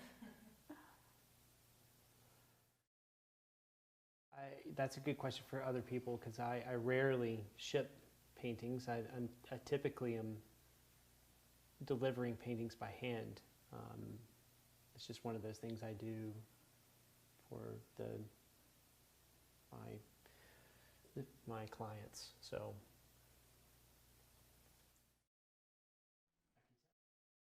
life for a while because of the fact that I can't even talk in complete sentences anymore.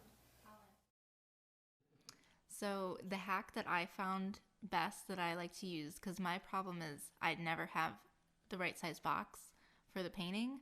So what I'll do is I'll measure the painting in the frame if you're going to be shipping it in a frame. And then I'll either go to Blick or Jerry's online and order a cheap hardboard panel that I usually end up using, but in the same size or a little bit bigger that I need to ship the painting in. So that way I'll get the box, I'll get the panel, and then the box is the same exact size that I'll need to ship the painting in. So it's like kind of easier because you only really have to pay for the panel and shipping.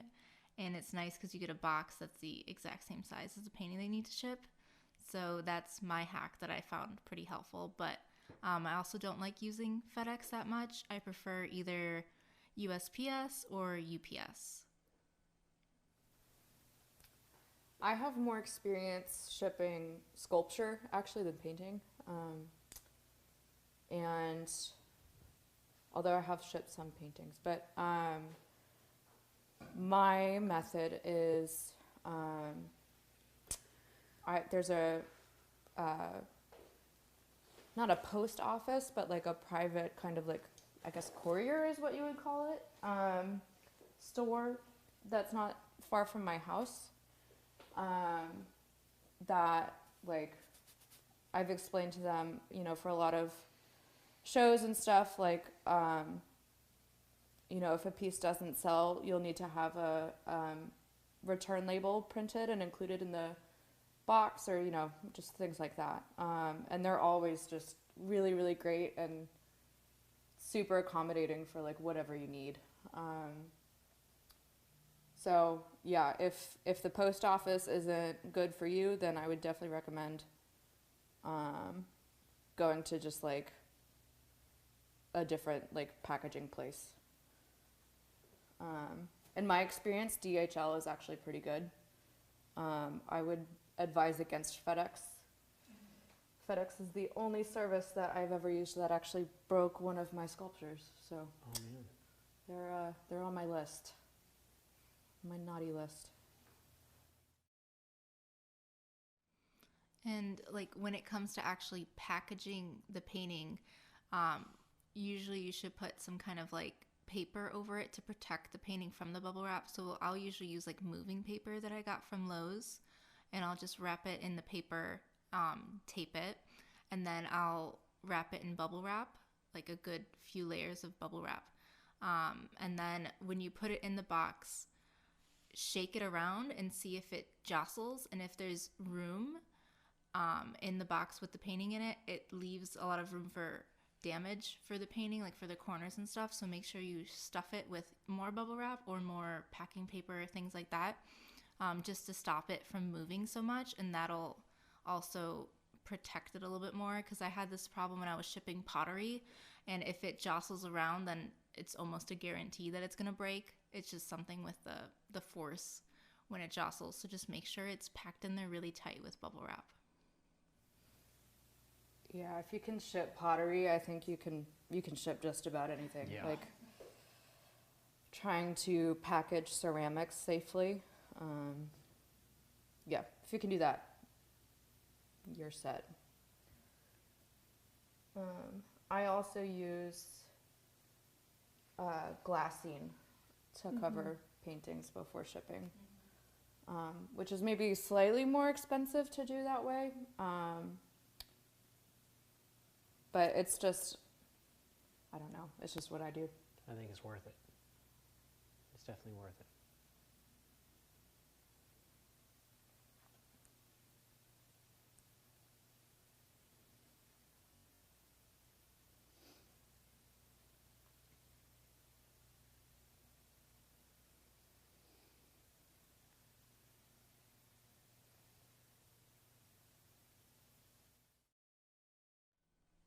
We have another question from Elvis.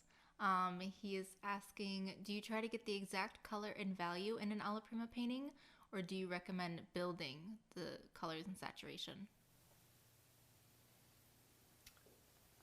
Yes. I think they're different approaches. Like, they're different ways of doing it, you know?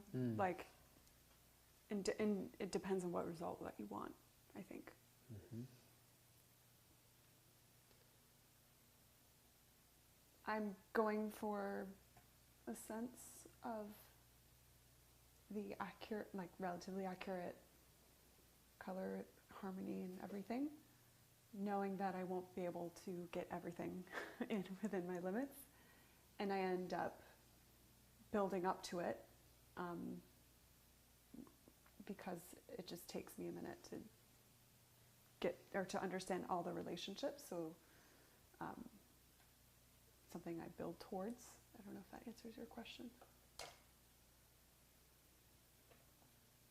I think what at least the approach in this one, I wouldn't say this is always my approach, but it's my approach today, is getting sort of a general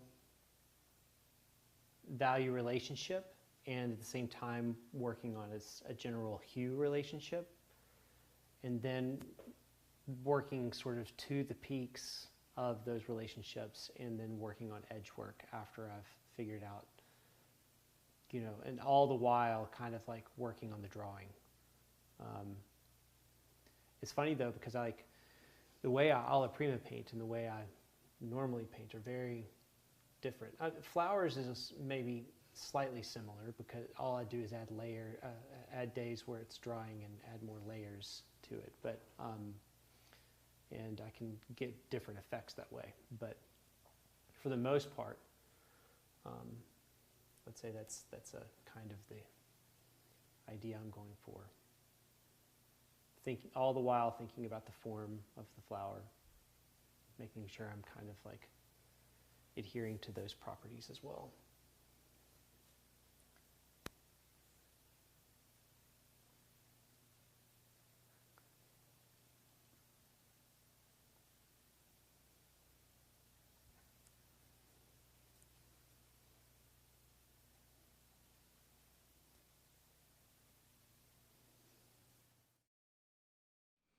So for a time update, it's 7:53.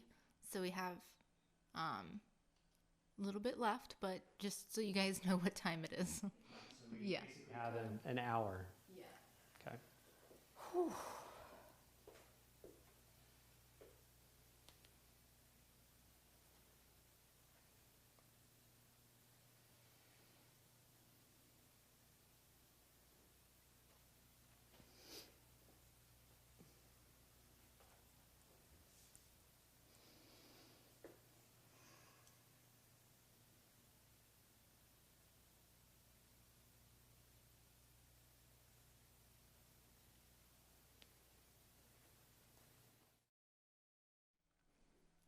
It's gotten silent since I said we only had an hour left. So let's get some more jokes in the chat, please. Oh, I know which one I'll use. So we can mix up some of this.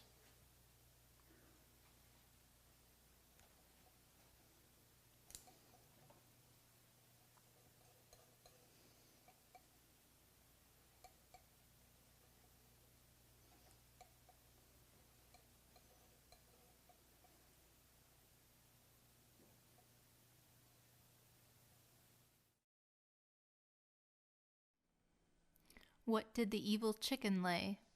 Oh boy. Deviled eggs. Ooh.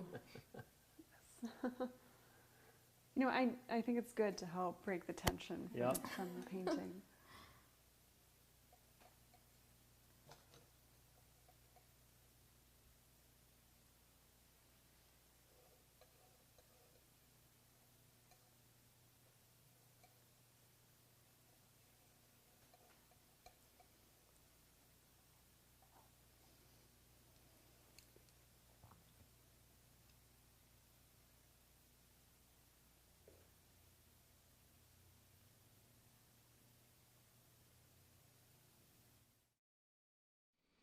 We have a question from Jose.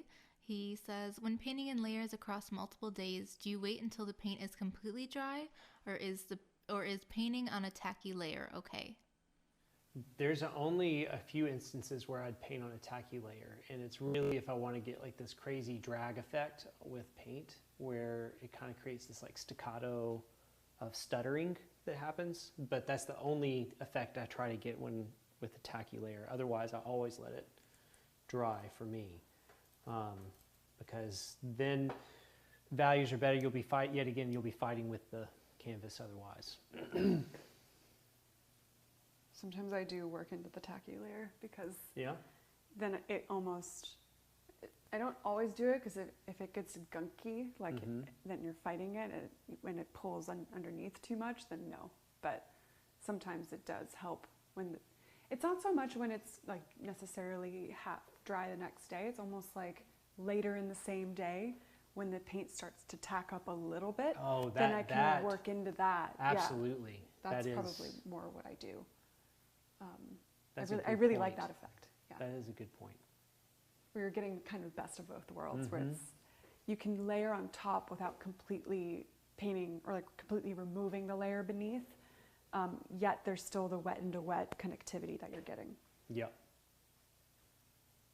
That's good. That's a good thought. I like that. Thank you.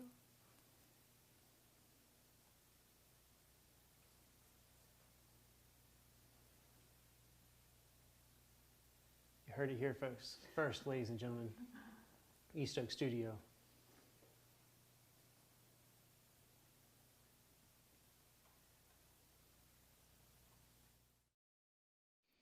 We have Mustafa in the chat. He is saying, whoever finishes first, I will give them a gift. When painting becomes a race.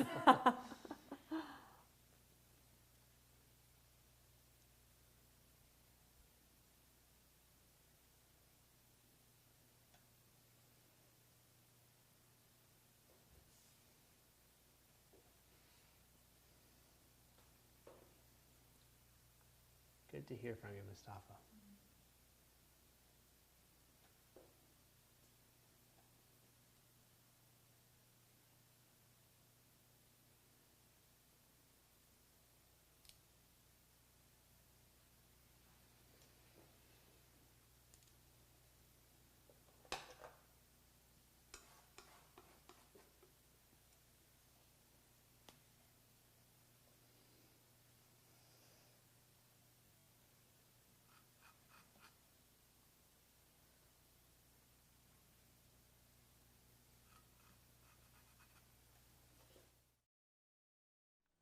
We have a joke coming in from Jessie Figarelli. She says, why do fathers take an extra pair of socks when they go golfing? They might get a hole in one. Oh, brilliant. That's a good That's one. great.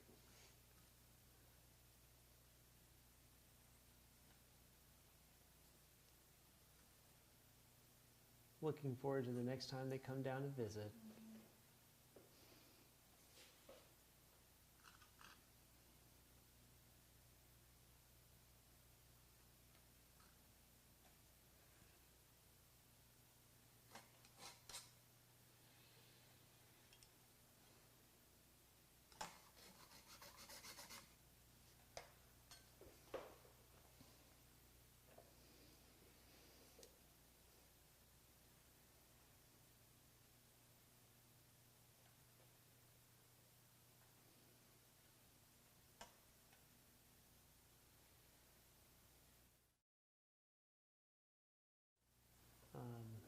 from life tonight. Need to start talking more. It's hard for me to think of a joke though, because I'm like, Power painting. yeah, because I'm like literally power painting.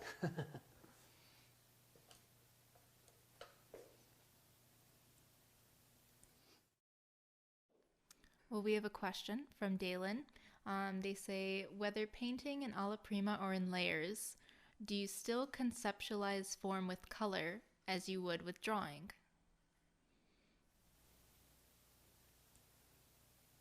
Really making me think. Do I still conceptualize form while I'm using full hue value chroma Yes. the way I would just use value in drawing? Yes, absolutely, 100%. Because, you know, like Erica has a great line here, which is, you know, value does all the work, but color gets all the credit. I was going to say, if you weren't. I was going to do it. I was Yeah. going to do it. I'm actually quite proud of myself for getting that out. And so it's just very true. You know, color is just like something that's it's an add-on to value. So if you can't get value right, then the whole thing will fall apart on you. Which is why I just scraped Hey. my front.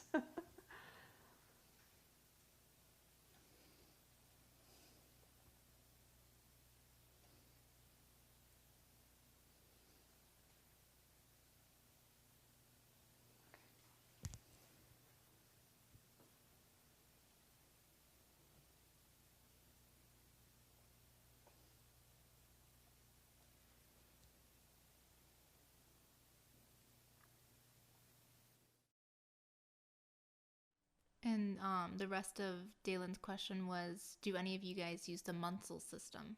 Oh. I did for color theory years ago, but I don't use it as a system and rule of thumb, like to work from, like setting out my tiles and like having all those colors arranged, because sometimes I think that it can actually kill the variety of your painting. It's just my own thought, but I have seen friends who have done it, and I felt like their paintings were more alive when they steered away from using just the Munsell system. It's just like using one form of measurement as your investigative tool. If you only use one, your piece can kind of feel a little dead. And I think it's because you need a little bit of variety that is kind of like off in order for it to feel human and not,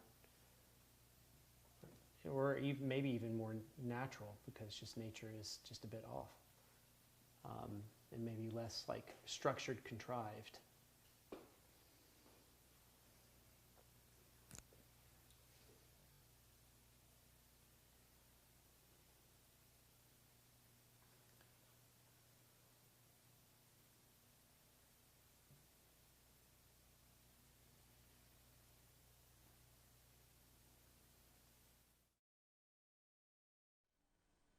We had a question from Elvis, and he was asking if we offer online classes, and if so, how much. And I just put a link in the chat for the East Oaks Atelier Live, which is where we have all our online workshops and things like that. We have flower workshops by Michael Klein, which are also really great, and they're available on there. We have some drawing videos from Jeff Hine. Lewis has multiple workshops on there. Alex Venezia has multiple workshops on there, and it's for starting at $26.99 a month, and you have access to all of them. So I just put the link in there for you to check out. A lot of great info in there.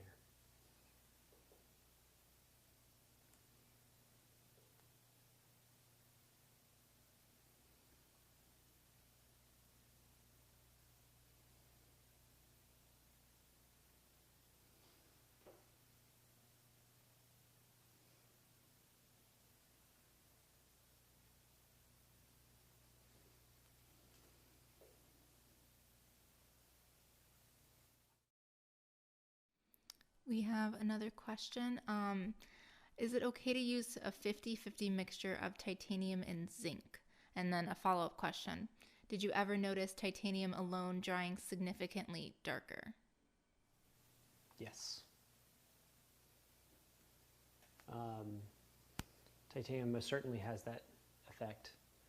And I've seen many, many paintings of mine and friends that have gone darker due to titanium. But as long as you know about it, then you just need to learn to adjust accordingly. But I just steer clear of it unless I'm Alla prima painting like now. I have titanium mixed with lead white, and that's just because the tinting strength of titanium helps with Alla prima painting to keep your whites from getting too mixed up. So yeah, I think it's a great practice, but I don't ever mix it with other whites, just because I tend to use lead more. I know that zinc is not the best or most archival kind of pigment to use. There's actually a really good article on the Natural Pigments website that I'm going to link in the chat because there are some problems with it cracking. So I wouldn't really recommend using that or mixing it with the titanium just because there are some issues. I know there was also some problems with the Permalba white, which I used to use because it has zinc in it. So it's like that kind of thing where, yeah, you can use it, but just know that it might cause cracking in the future. Just be aware of that.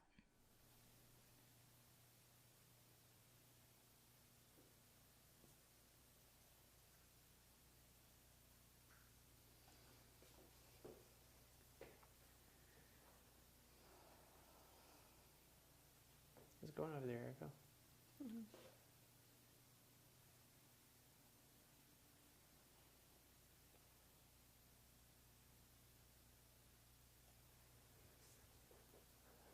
Both of these ladies are making incredible paintings. I've painted Aw. better roses. Let's just say that. It's generous of you, Louie. Yeah. Thank you.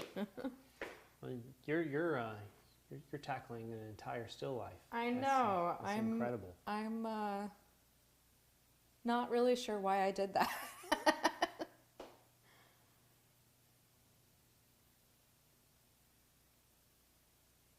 I didn't really start painting the flowers until like 20 minutes ago. Now? Whoops.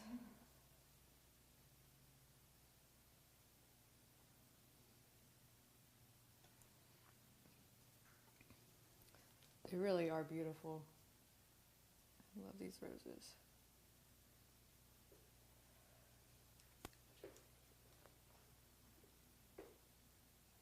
They are. They're stunning.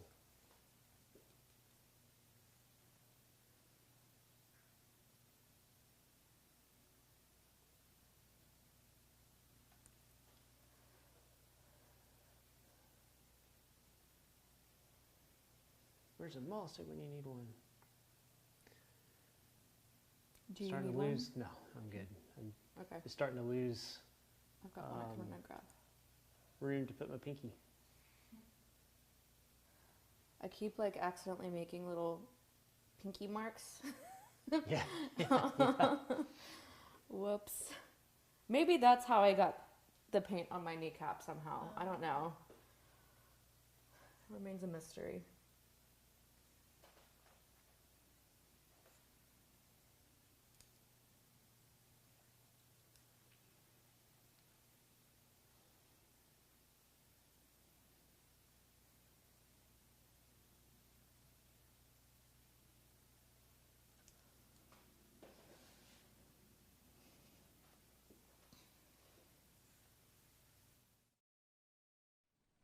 Erica recently completed a dozen roses, and she did alla prima, so she would do like one rose a day.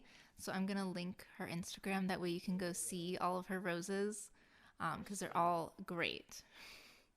Full disclosure, spent about double the time that I'm doing for this one on those roses. So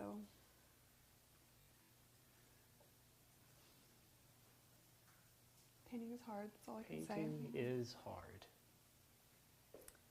In the studio, while Erica was working on the roses, we kept making like munching sounds just because they're so yummy. They're so yummy. Mm.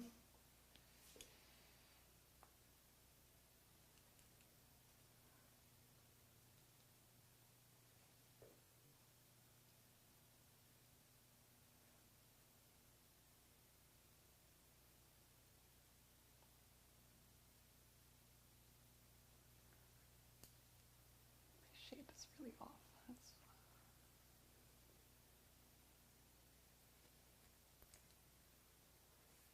There's so much reflection on this jug. It's like pretty wild.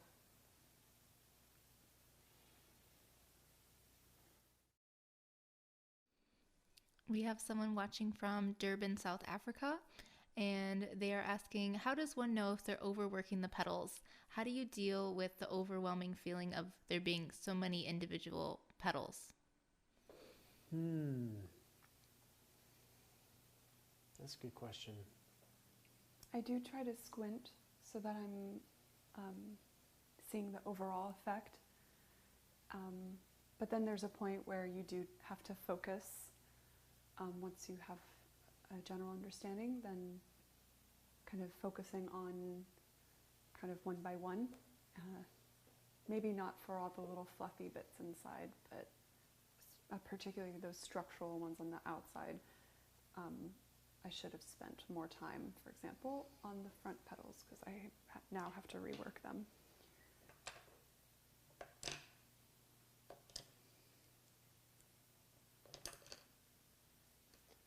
Yeah, I think for me it's the same things.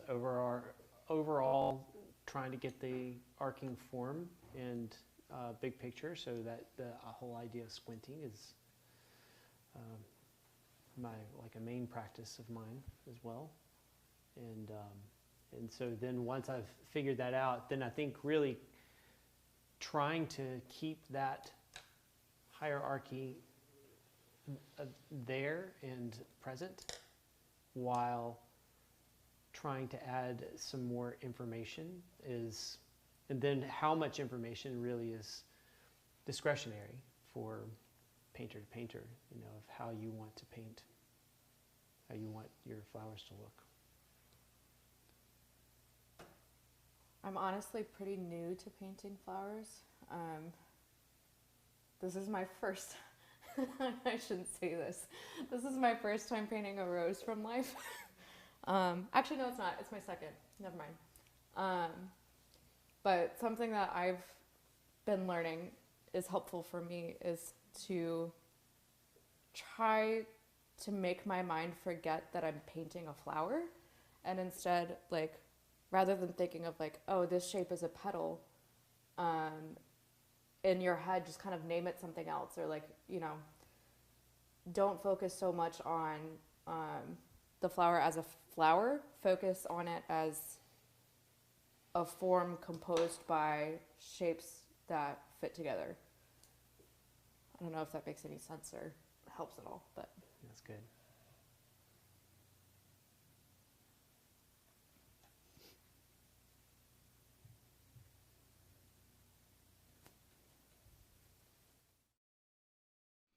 We have a comment from Marie. She says, I am thoroughly enjoying these 3 beautiful paintings of Merge. Thank you from New Zealand. Oh, that's awesome. Thank you for joining us, Marie.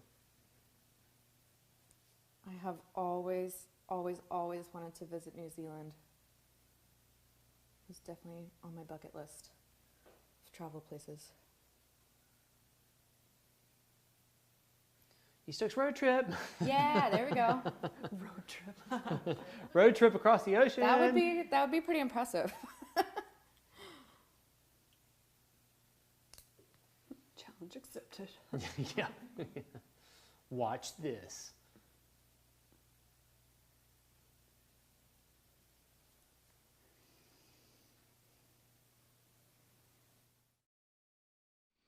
Jose Rivera says, all the paintings are great.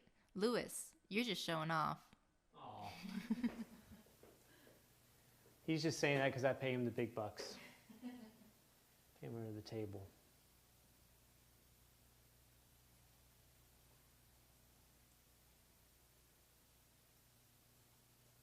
Everybody needs to go check out Jose's work. He was a mentee of mine for the past several months, and we need to make sure to put his little Instagram tag at the bottom. He's about to work on a whole series of paintings. I'm really proud of him. We were talking about it just this week. So.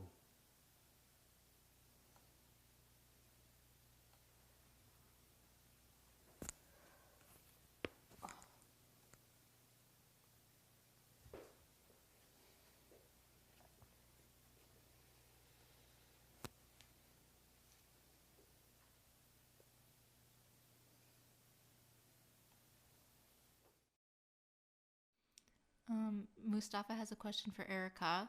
How does it feel having a background of Florence Academy to be working with Louis with his GCA background? Competition always. Always. No. Yep. We always eye each other down. No, I think it's great. I mean, I think it's awesome to have different backgrounds, and then at the same time seeing how similar things are.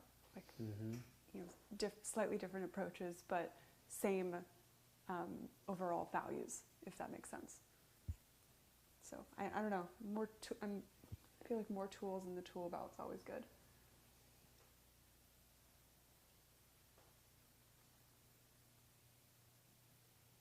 We have loved having Erica here. She adds so much, and she has such great insights. It helps the girls and when they're working on new things that she has experience with. It has been. We have a great group of people here. Every day I get excited about like coming down to paint with everyone. Oh, East Oaks fam. That's it.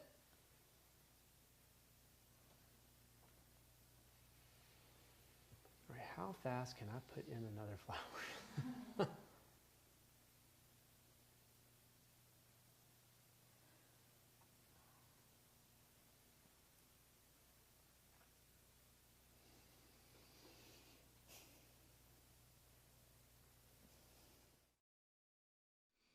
We have another joke. This one took me a little bit, I will say, from Benjamin. My work used to strictly represent nature until I was knighted by the queen. Now I'm surrealist. Oh, Beautiful. I love it. Queen would be proud.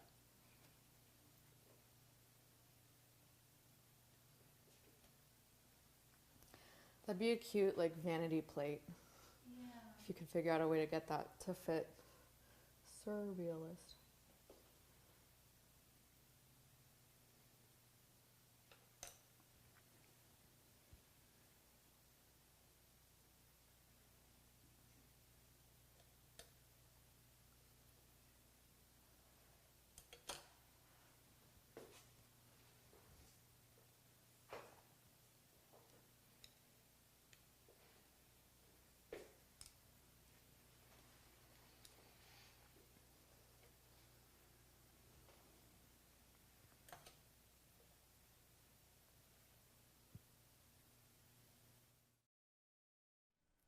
All right, we have a question that might ruffle feathers. Not really, but like, this is it.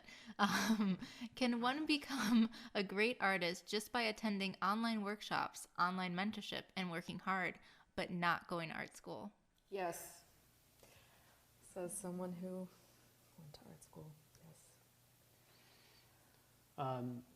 Yes. Yes, the biggest goal and key there is working hard. The only thing that like going to an atelier or that kind of situation has is that they're holding you accountable to a particular amount of discipline. And so what I would say is it's much harder to do it on your own. But if you are on your own, to find a community that is at least doing something in a similar field, you know, whether it be just like some friends who are passionate about learning to paint too, or finding some way to hold you accountable. It's kind of like working out. You know, if you have somebody to work out with, you're more apt to going to the gym and making it happen. But otherwise, it just becomes very, very difficult to do it on your own, but can be done.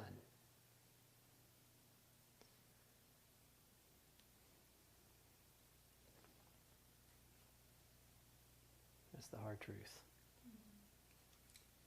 I think it's very important to remember that there are multiple ways of learning and getting to the same destination. Like, there are multiple ways, and so working with what you have, with what community is around you, like I think that it's important to remember that there are multiple ways. Mm-hmm.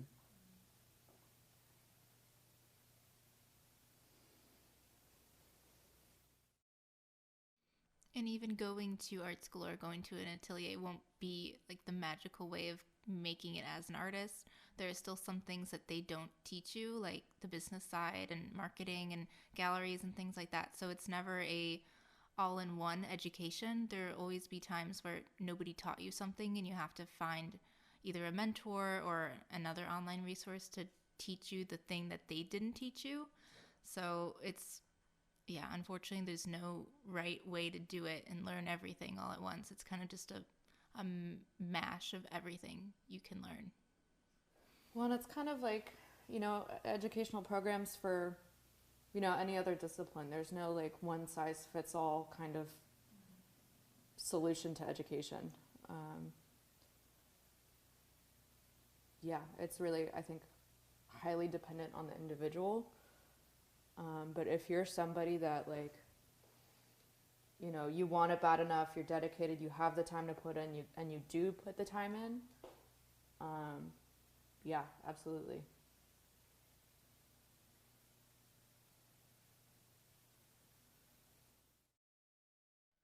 Like, you can have all the talent and the skill in the world, but if you don't have the dedication to actually do it every day, then you're not going to get anywhere. You need to have that dedication and that tenacity. I'll take somebody with tenacity over talent every day of the week. Somebody who cares to like put in the hours and work hard and be okay with it being painful.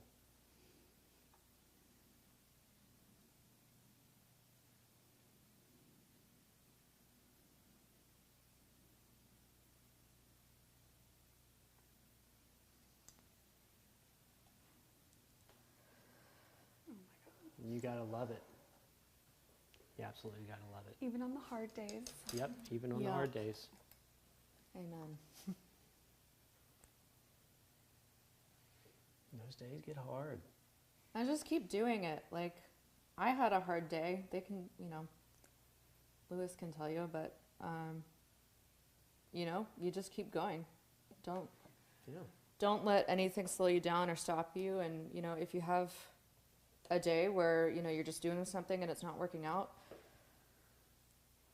you can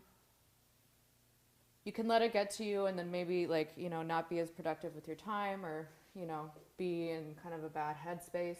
Or you can just say, hey, I learned something from this. I'll do better next time.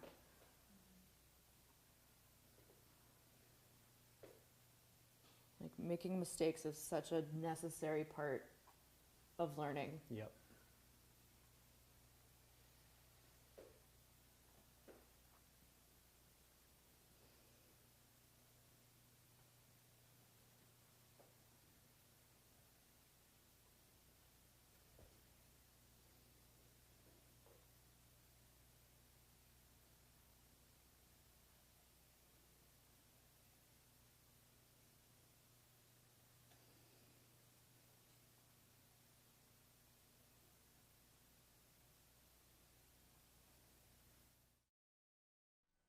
We got a really good question from Bruce. It's what's one of the hardest financial lessons you learned being an artist?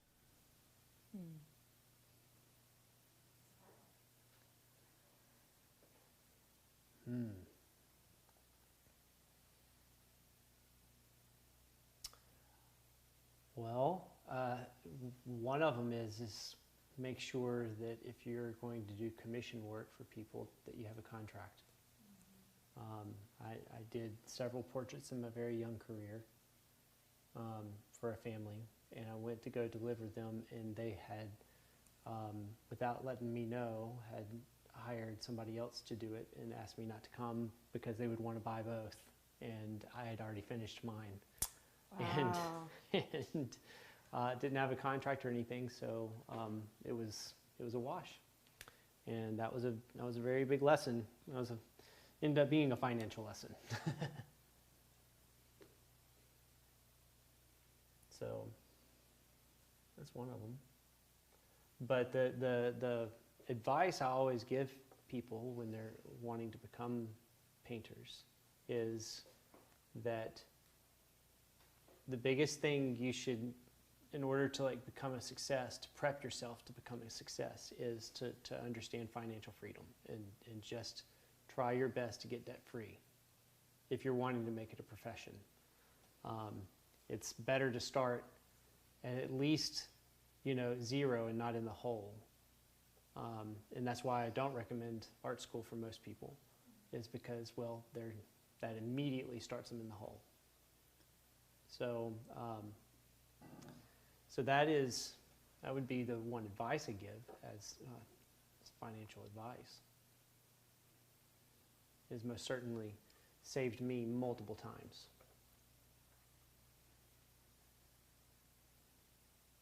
I think I would say, as this is maybe a little bit more of a general thing, but for somebody, especially starting out,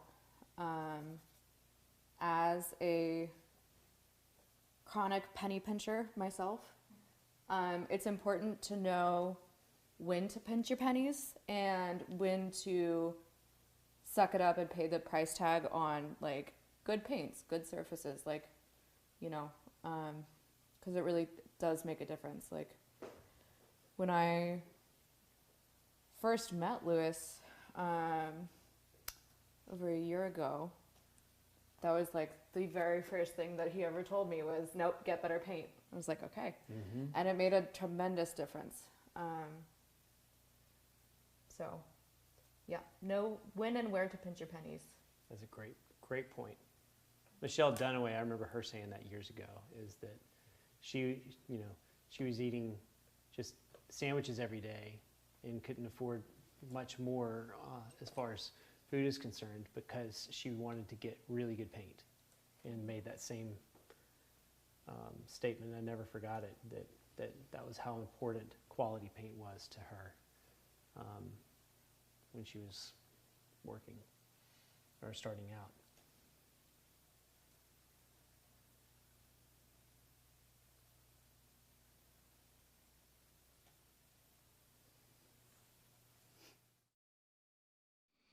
I got some good advice from a marketing person, and I was having a conversation with them, and I mentioned how I was working off of a cushion, because I had recently quit my job and I had a cushion that I can work from to be able to sustain myself while I painted, and was here at East Oaks.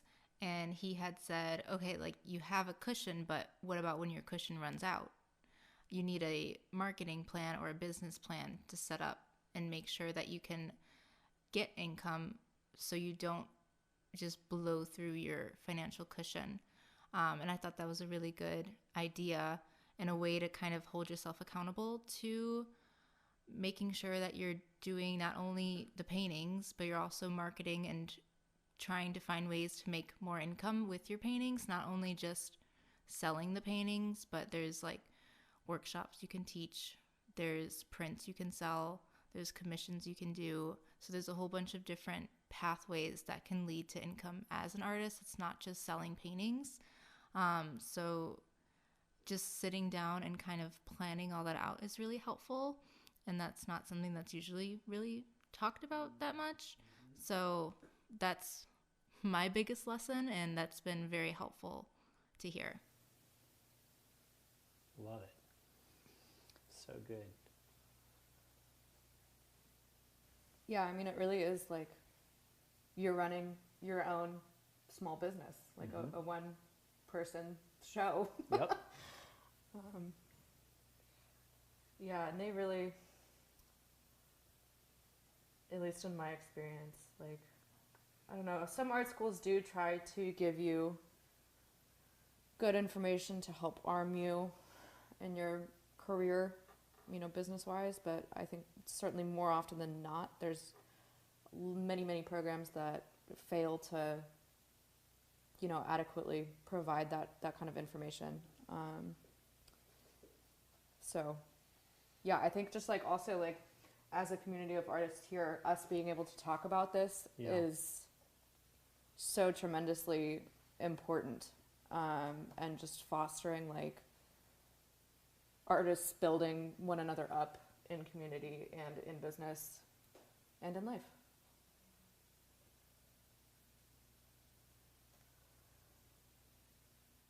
That's good.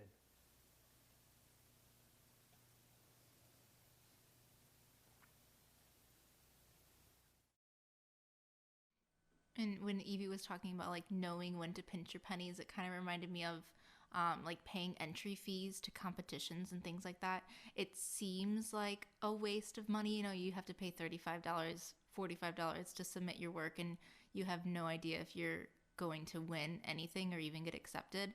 But I feel like it's one of those things where you kind of have to take that risk because you really never know what's going to happen, and you could possibly win or get invited, and then someone else could possibly see your work who might be interested in purchasing something or having a commission made by you. So that's that kind of thing where you miss 100% of the shots you don't take, and it's kind of just good to bite the bullet and pay the $45 and take your shot and see how it goes. Well, it's like you have to take a chance on you before anybody else can. Yep.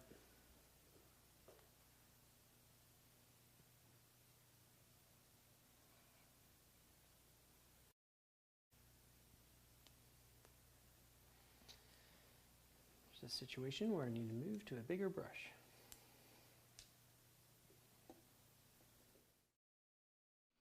The time is now 8:33, so just so you know, don't panic. Don't panic. You got it. Thanks for the time update.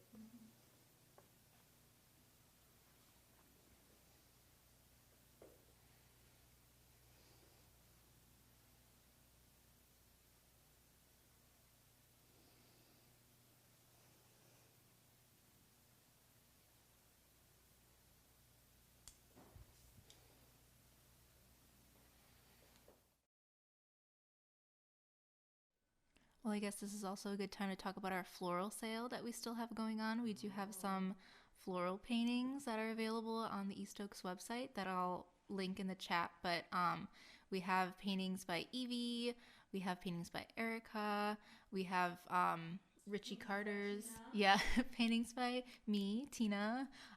So I'll link that in there so you guys can check it out. These, depending on the artist, if they want to list them, they will be listed also in the floral sales. So we'll see how that goes. We'll keep you updated on Instagram.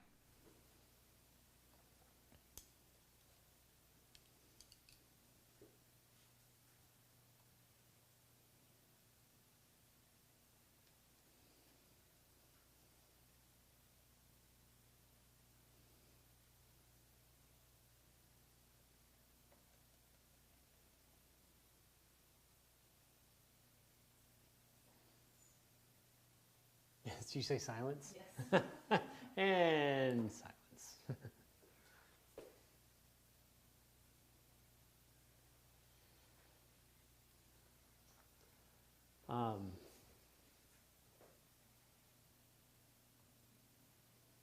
Yep, speaking of those financial things, go support those artists.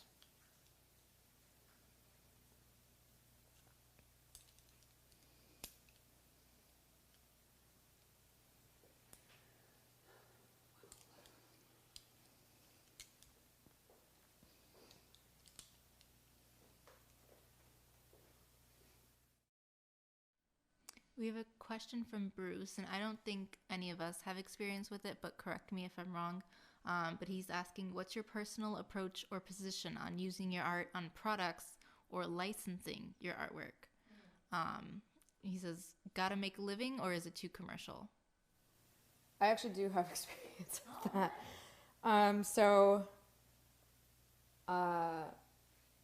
Yeah, in the past and also kind of occasionally currently, not typically, but with some exceptions, I do like freelance design work and freelance illustration work, usually for bands, so like, you know, album art, gig posters, whatever, stuff like that. And in the case of like doing something like album art, licensing for that is a little bit different because you, or at least I, you know, want to make sure that the musician that I'm designing for has full creative control over their design once it's out of my hands, so that, like, let's say, you know, I make them a design that goes on the cover of something, on like an album cover, but then they want to reprint it and slap it on a t-shirt. Fine, you know. But that has its own specific set of rules for licensing. I think if you're going to do any kind of commercial design work, it's well worth it to do your homework and make sure that whatever you know, company you're working with, or what, you know, whatever client you have, you establish what you want your creative rights to be over that work once it's completed, and you get it in writing and you get a contract, and yeah, cross the T's and dot the I's on that.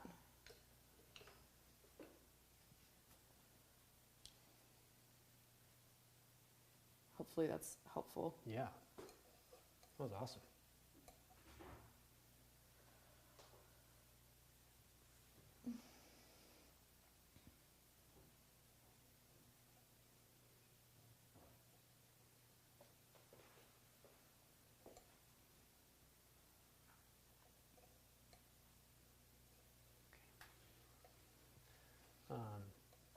The only experience I have in licensing is I did a logo for my old university for the new mascot that they had.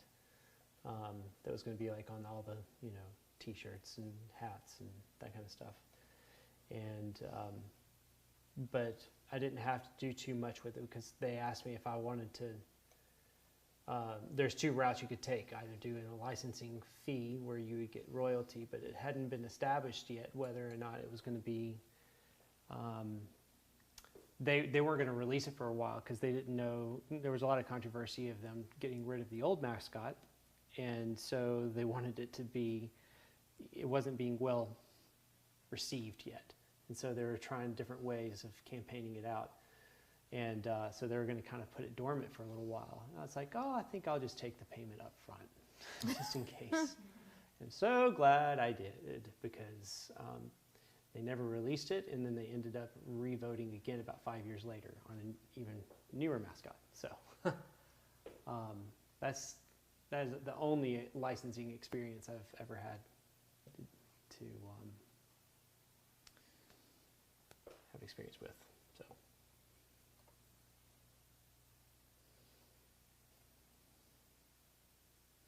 I do know that, you know, in the case of like selling a painting to a client, there are ways that,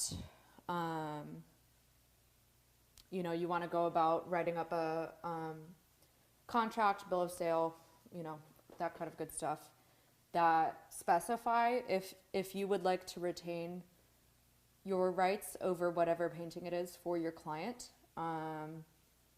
You know, make sure just to get that in writing, because, you know, if you have a painting that you sell to somebody and then you go to post it on Instagram or something and they're like, you know, I've never had an issue with this, but feasibly, you know, somebody could say like, oh, you can't post it, like this is my painting now.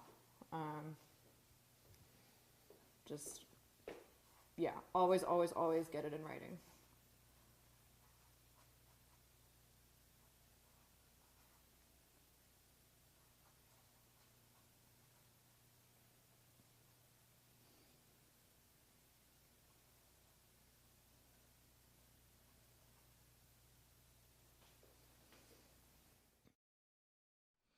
We have a question from Cookie, and they're asking, when we are beginners, should we prioritize the site size or the comparative method, or should we practice both? Both. Or if you want my honest answer, I think that you should probably, site size is a very tiny tool. Like it's in your, it's a tiny investigative tool, meaning that it has very specific spots that it's very effective, and then there's times where it can't be used, and so it's the comparative measurement and like learning anatomy and like all of these other things should be learned in conjunction, because of the fact that it's going to set you up for more opportunities to investigate when you don't have the opportunity to use site size.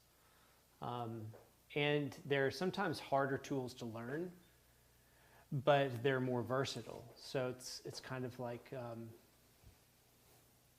you know, I find that oftentimes I'll tell people, you know, you should not scale something up so crazy where it's so much larger than the other thing, because it'll be so hard to figure out what the real scale and size of the object is if you're doing it 2-3 times versus what your observation is. But you know, so definitely get it closer to what you're seeing, you know, in order to work from. But we most certainly have people who've been trained in site size here, so I would be happy for them to also express their own thoughts. So, in my point of view, site size is a really great place to start.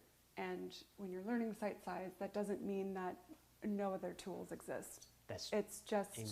a place to start. And so it's definitely not something that you experience in isolation. So I think it's a great way of helping you learn to observe, for you to see abstract shapes, for you to understand light effect, for you to understand proportion, and just getting a sense of where to begin. And you can use comparative measurements and site size, and you can use all sorts of tools at the same time. And so it's just a place to start.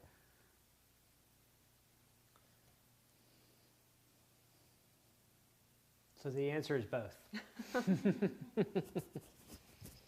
But I do think, like, if you set up site size, you can use comparative measurement, but then you can use site size measurements to check yourself. And the philosophy at Florist Academy, for example, is yes, you learn site size, you learn these tools, but you're not, like, one of the biggest things that was always drilled into my head is that you're not copying. Never are you copying. And so what that means is that you're observing from reality, and you're using your measurement tools, your plumb line, you know, your mirror, etc., to help you understand reality, but you're never just brainlessly copying. And so, but it's a great way of checking yourself when you step back and you observe your setup. You think about what mark you're going to make, and you plan it all out first in your brain. You make the mark, and you can step back and check. And it's a great way of developing your visual memory and your observational skills. So when you go to paint what you want to paint, you can take all of that visual memory, skill building, and then you can break out of site size, but then you have a good foundation behind you. So that's my spiel about. That's great. That's great. I love it. Size. That's in other words, it's a fantastic avenue to march down your artistic journey. I like it. It's see, Mustafa, we can exist together. in all seriousness, it's a good example of different approaches, but same values. Absolutely, absolutely the same values. You know, and there's other people that even think that throwing both of them out the window is a good idea in the future, because like using just observational shape, you know, Jeff Hine is like a huge don't be crutched to any measuring tool. You should be able to observe the shape and be able to understand that shape and scale that shape in your mind. Probably one of the hardest ways to do things, but he runs a whole school based off of that theory, and you don't go past a certain level until you've passed that level and have done it perfectly 5 times in a row.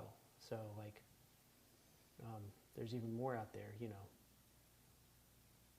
I always say you could use almost any of these investigative tools in their realm, and if you could do them perfectly, then you wouldn't need any of the other ones. The problem is none of us are capable of doing it perfectly. And so having all of these other investigative tools in our toolbox allows for us to be able to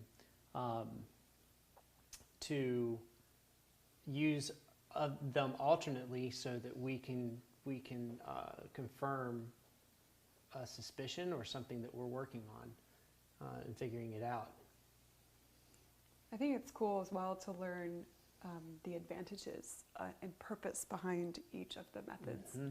For example, you know, if you learn anatomy, you can construct really well because you know how everything links up. Yeah. And you know, for sight size, for example, there's a whole idea of visual impression and optics and almost like psychology as you're stepping back from something, what you're noticing, what you're feeling, and versus when you look up close and you're, you know, comparing different visual effects and, you know, understanding those things. And so there's so much to learn. If I could live for a lot longer, then it would be really cool to just go to all the schools and learn all the things. Yep. Learn everybody's different approaches.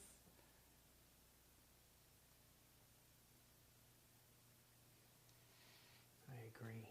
It'd be awesome.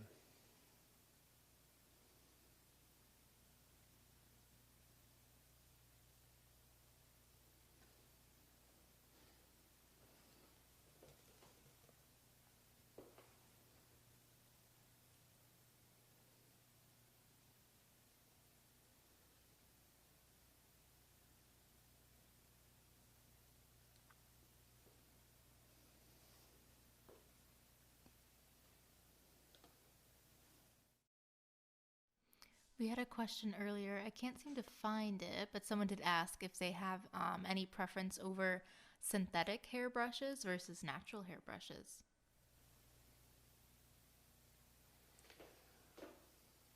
Oh, Erica, you were talking about that Oh, yeah. yesterday. Personally, I enjoy natural hairbrushes because of there's a certain spring that you get and seem to last longer and don't splay as quickly as synthetic brushes. That's not to say, though, that I don't have synthetic brushes in my toolbox.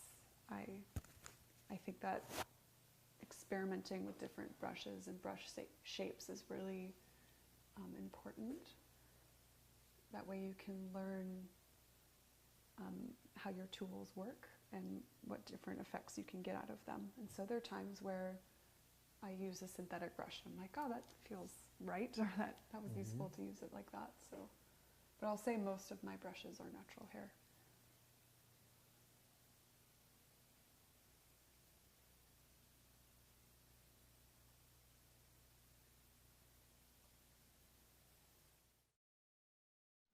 As someone who is really bad at taking care of their brushes, I love synthetic brushes because they're generally cheaper and I don't feel as bad when I ruin them. So that's my 2 cents. I like it. That's a good 2 cents. I definitely think, you know, I was talking to one of the mentees about this, where it depends on where you are in your journey. You know, if you're starting out, making sure that you have good brushes, but if they are synthetic and they're affordable, you know, that there's more you can learn that are in sort of the hierarchy of learning. There's other things that are more important to learn, and then, you know, and your brush isn't going to save you to making a fantastic painting or not. And so just to keep that in mind when you're first starting out, that you know, it's not about the brush, it's you training your eye, and then later when your eye is trained more, then brushes start mattering a little bit more. So, and you can have more of that kind of opinion about whether you think that this is better or this is, you know, and start experimenting more in that field. But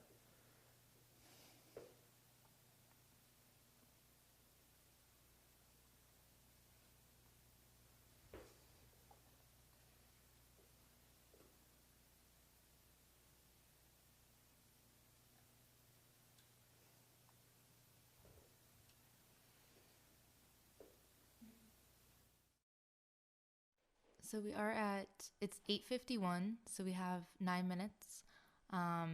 So, and this is just to everyone watching. If you guys have been painting along, feel free to take pictures of your paintings and tag us at East Oaks, and we love to see what you guys create with these amazing reference images that Madeline set up and that Louis took pictures of. we love to see them. We're excited about it.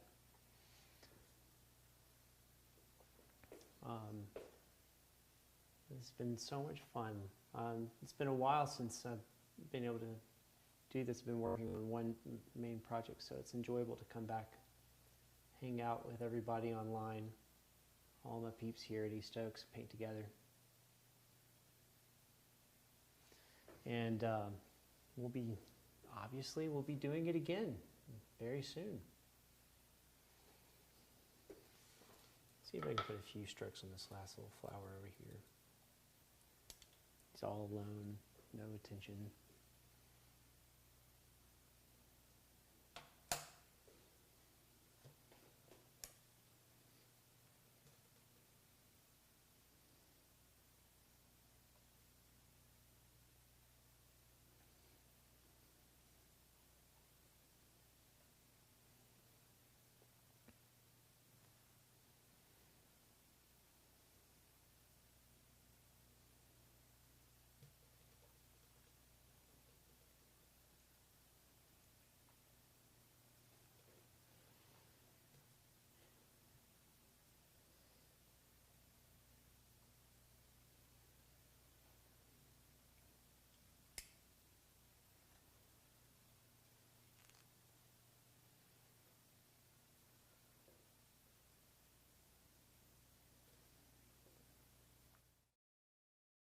I think seeing everyone put in their final touches is my favorite part of the Painting from Lives. That's cool. Yeah, it's like what really matters.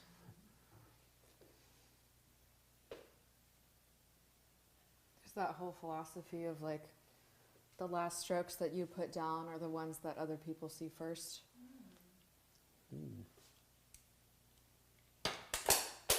Oh, jumper. I think it's the first time that Man wasn't down. me. I know, that's like the longest we've gone without that happening.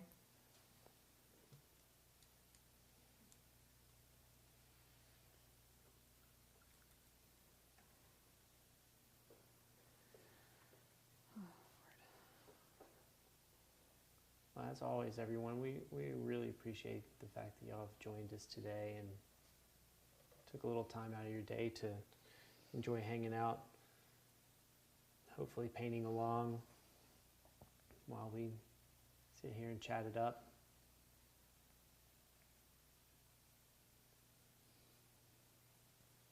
It always ends up being a real highlight of my month to do these with everyone. Likewise.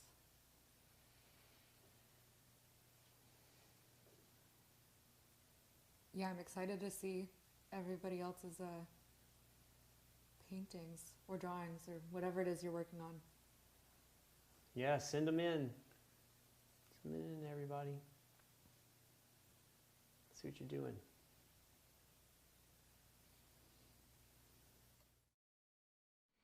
I think it's really sweet that some people aren't even painting along. Like Gail had said earlier, she was making dinner. So it's just like having us there to keep her company is very sweet. That's awesome. I love that. I love when the internet is nice. Isn't that lovely?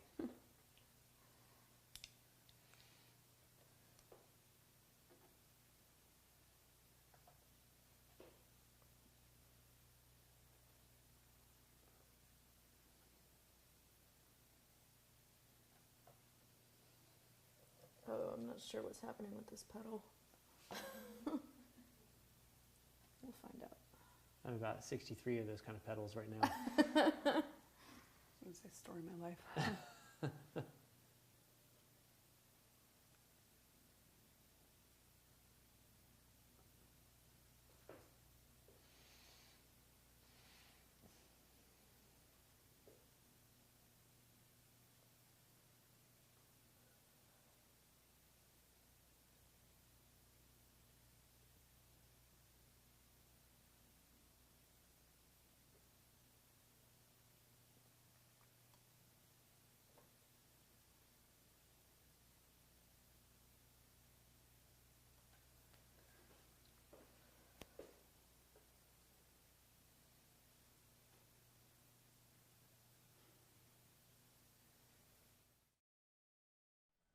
Will anyone be working on their paintings another day? If I am, there'll be some scraping going on before I end the night. I would like to. I have some major deadlines coming up that I have to pay attention to, so that might prevent me from making that happen. But I might keep working on it this evening until I feel like it's at a stopping point. Oh gosh.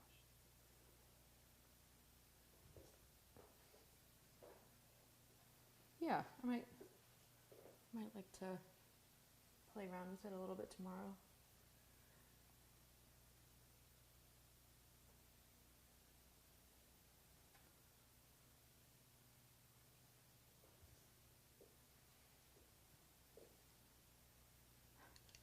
Partially maybe in an attempt to avoid my self-portrait. You gotta do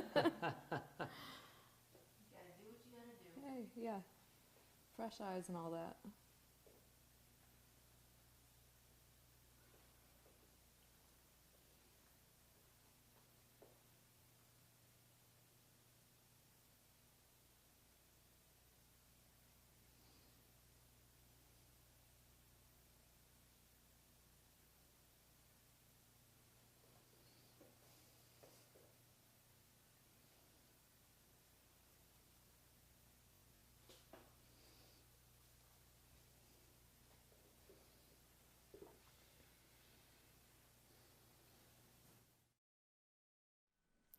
Well, we are nearing the final countdown of the night. You're welcome for getting that song stuck in your head. We have 1 minute. Make those 1 minute changes. Tina, thanks for Yeah, doing this and keeping on top of Absolutely. time and stuff for us. Tina has been amazing.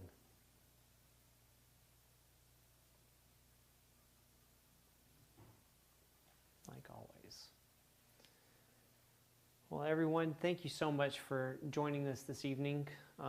Like always, we so enjoy doing this with y'all, and we will continue to do it as long as y'all enjoy it as much as we do.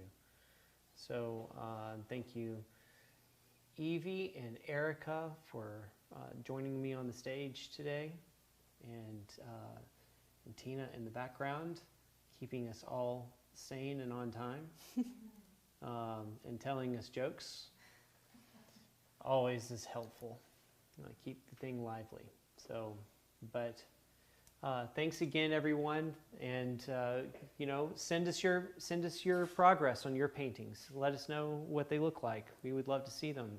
Tag East Oaks in it, and if you want to know more about the florals and inquiries, I'm sure that we'll have them up as part of either the sale or they might be in for sale in the future. So let us know if that's something that you would enjoy, and y'all have a wonderful, wonderful evening. Thank you so much. Thank you. Bye, everyone.